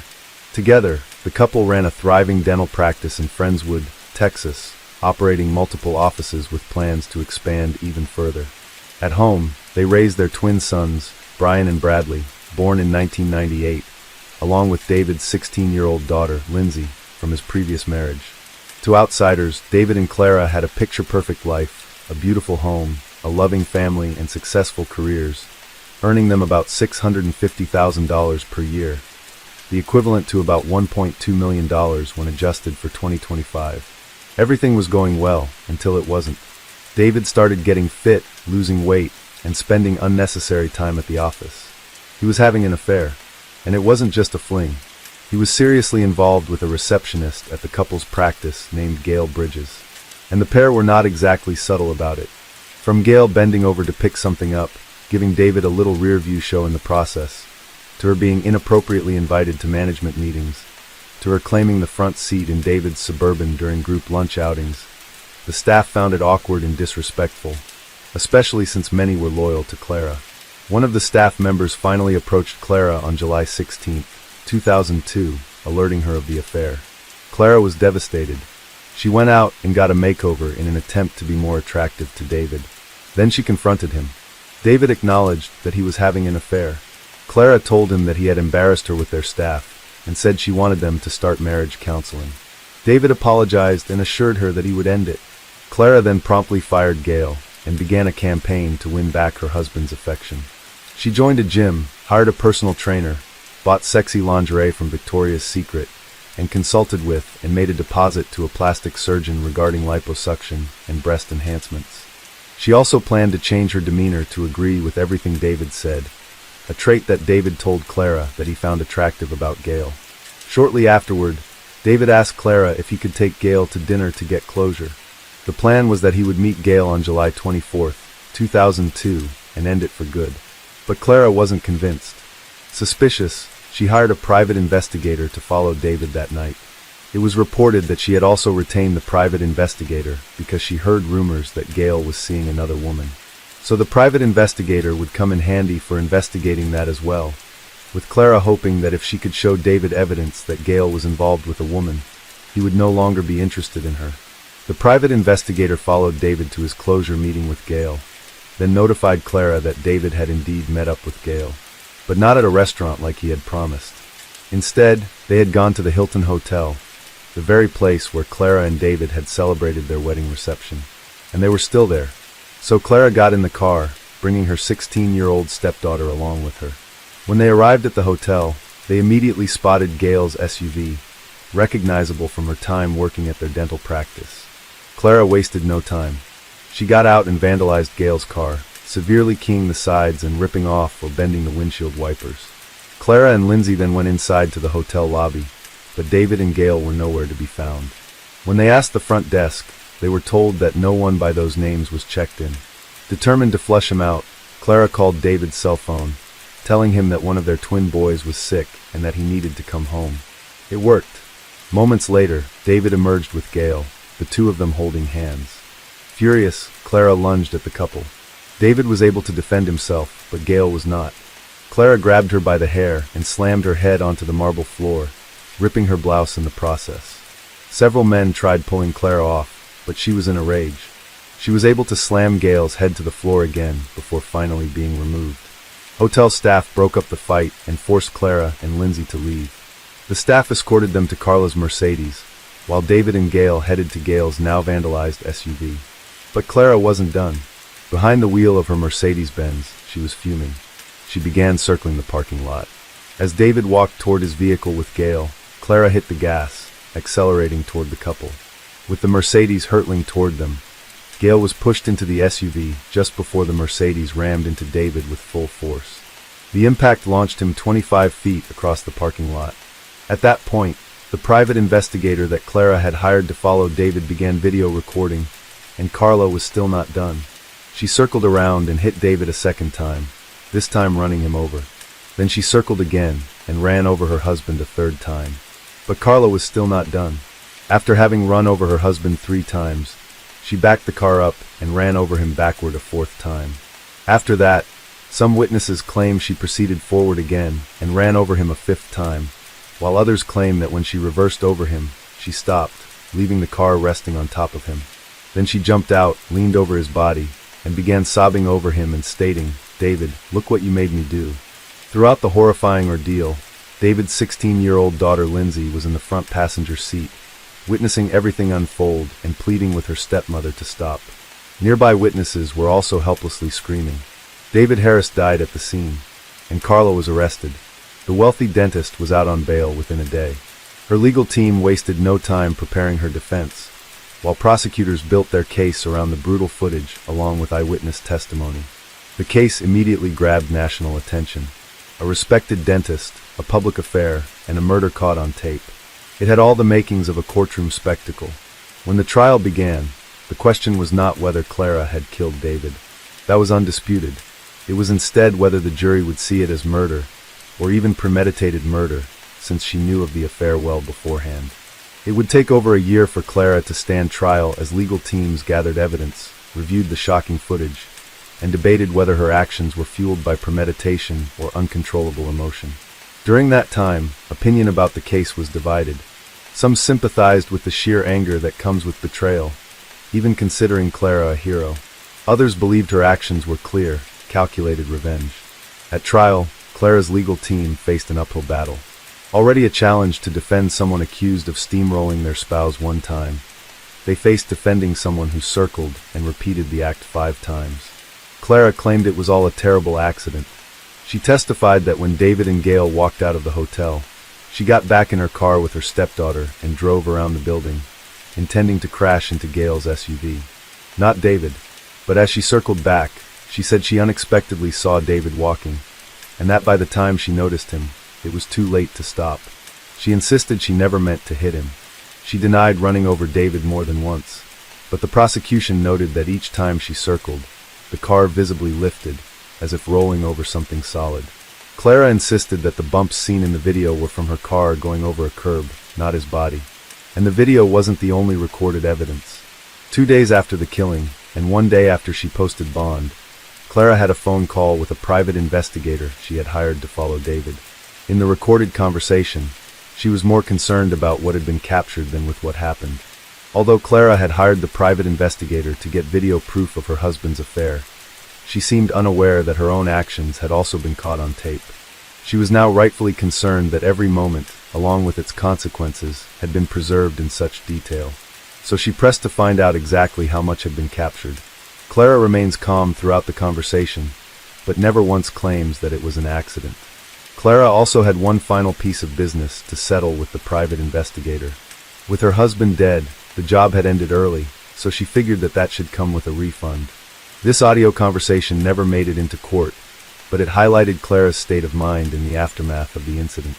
Clara's stepdaughter Lindsay, who was in the front passenger seat, directly contradicted Clara's story. She testified that before hitting David, Clara said out loud, "I'm going to hit him." Lindsay recalled screaming, "Stop, you're killing him," as her father tried to escape. She said David tried evading the vehicle and also pleaded with Clara to stop, but she said Clara was very determined. Her testimony was emotional and devastating, and Clara sobbed into her hands as she listened. Multiple eyewitnesses backed up Lindsay's account, confirming that Clara ran over David multiple times. The hotel manager testified that it was 3 times. The front desk manager said that she ran over him 3 times, then backed over him a 4th time. The night manager saw her do it twice, and 3 tennis players who witnessed the incident each testified that it was multiple times. But the medical examiner's report was less clear. While witnesses testified that Clara ran over David multiple times, the examiner only found 1 definitive tire mark on his body. The defense used that to argue that she only hit him once. They also claimed that her Mercedes did not have the radius needed to hit him more than once. The defense even hired a private consultant to recreate the scene and prove Clara only ran over David once. The prosecution countered by bringing in a police officer who pointed to a photo with a second tire track that led directly to David's body. When confronted with that overlooked tire track, the consultant could no longer support the defense's argument and the recreation was ruled inadmissible. In a final attempt to defend herself, Clara decided to take the stand and testify against the advice of her attorneys. That decision backfired. Since Clara took the stand, her original police interview, which had previously been ruled inadmissible, was now allowed in court, and only part of that interview was played. The jury was able to hear Clara say, "I wanted to hurt him," but they did not hear the part where she later said, "I didn't want to kill him." The pressure in the courtroom was intense. At one point, Clara's attorney collapsed from the stress. The judge called a recess, and he was taken to the hospital before later being released. But in the end, the prosecution had the most important evidence in the case, the video. They argued that it showed that this was not a crime of passion, but a deliberate act of murder. In February 2003, Clara Harris was found guilty for murdering her husband, David Harris. The jury determined that she acted under sudden passion, a legal distinction in Texas that reduces the sentencing range for murder. Normally, a murder conviction carries a sentence of 5 to 99 years or life. But a sudden passion ruling lowers it to 2 to 20 years. As a result, Harris received the maximum sentence allowed under the provision, 20 years in prison, along with a $10,000 fine. David's parents, Gerald and Mildred Harris, initially supported Clara, even requesting leniency during her trial and advocating for her probation. However, their relationship deteriorated after her conviction. One primary point of contention was the custody of Clara and David's twin sons. On the day of her sentencing, Clara informed her in-laws that she intended to grant custody of the boys to her neighbors instead of to them, which came as a surprise and disappointment to David's parents. Disputes also emerged over the distribution of David's estate. Clara received a substantial portion of the estate, estimated to be in excess of $1 million. David's parents believe it should have gone to their grandchildren. This led to David's parents filing a wrongful death lawsuit against Clara, citing loss of companionship, mental anguish, and financial support. In 2007, a jury awarded them $3.7 million in damages. In 2004, Clara sued her former attorney George Parnham, alleging that he overcharged her, mishandled her defense, and prioritized his own self-promotion over her case. She claimed that she paid him over $235,000, despite a verbal agreement of just $75,000. She also accused him of sharing her confidential financial info with other lawyers without her consent. In 2008, a jury ruled against Clara, and she was ordered to pay Parnham over $70,000 in unpaid expenses and nearly $400,000 in legal fees. Clara Harris was incarcerated at the Mountain View Unit in Gatesville, Texas, where she worked on converting school textbooks to Braille for blind students. Her twin sons, who were 4 years old at the time of her imprisonment, and with whom she maintains a good relationship, were placed in the custody of David and Clara's close friends and neighbors, and they visited her about once a month. Clara was denied parole twice before it was eventually granted in November of 2017, when she was in her early 60s. She was released in May 2018 after serving 15 years of her 20-year sentence. In a 2023 interview, Carla, now virtually unrecognizable, expressed a strong desire to remain out of the public eye. While she spoke extensively with a reporter, she declined an on-camera interview, emphasizing that she wanted to live a quiet, normal life, free from the judgment and ridicule of her past. There is no report of her having made any apologies or acknowledgments during that interview or at any other time. In the end, Clara was not the first to be consumed by the rage of betrayal, nor will she be the last.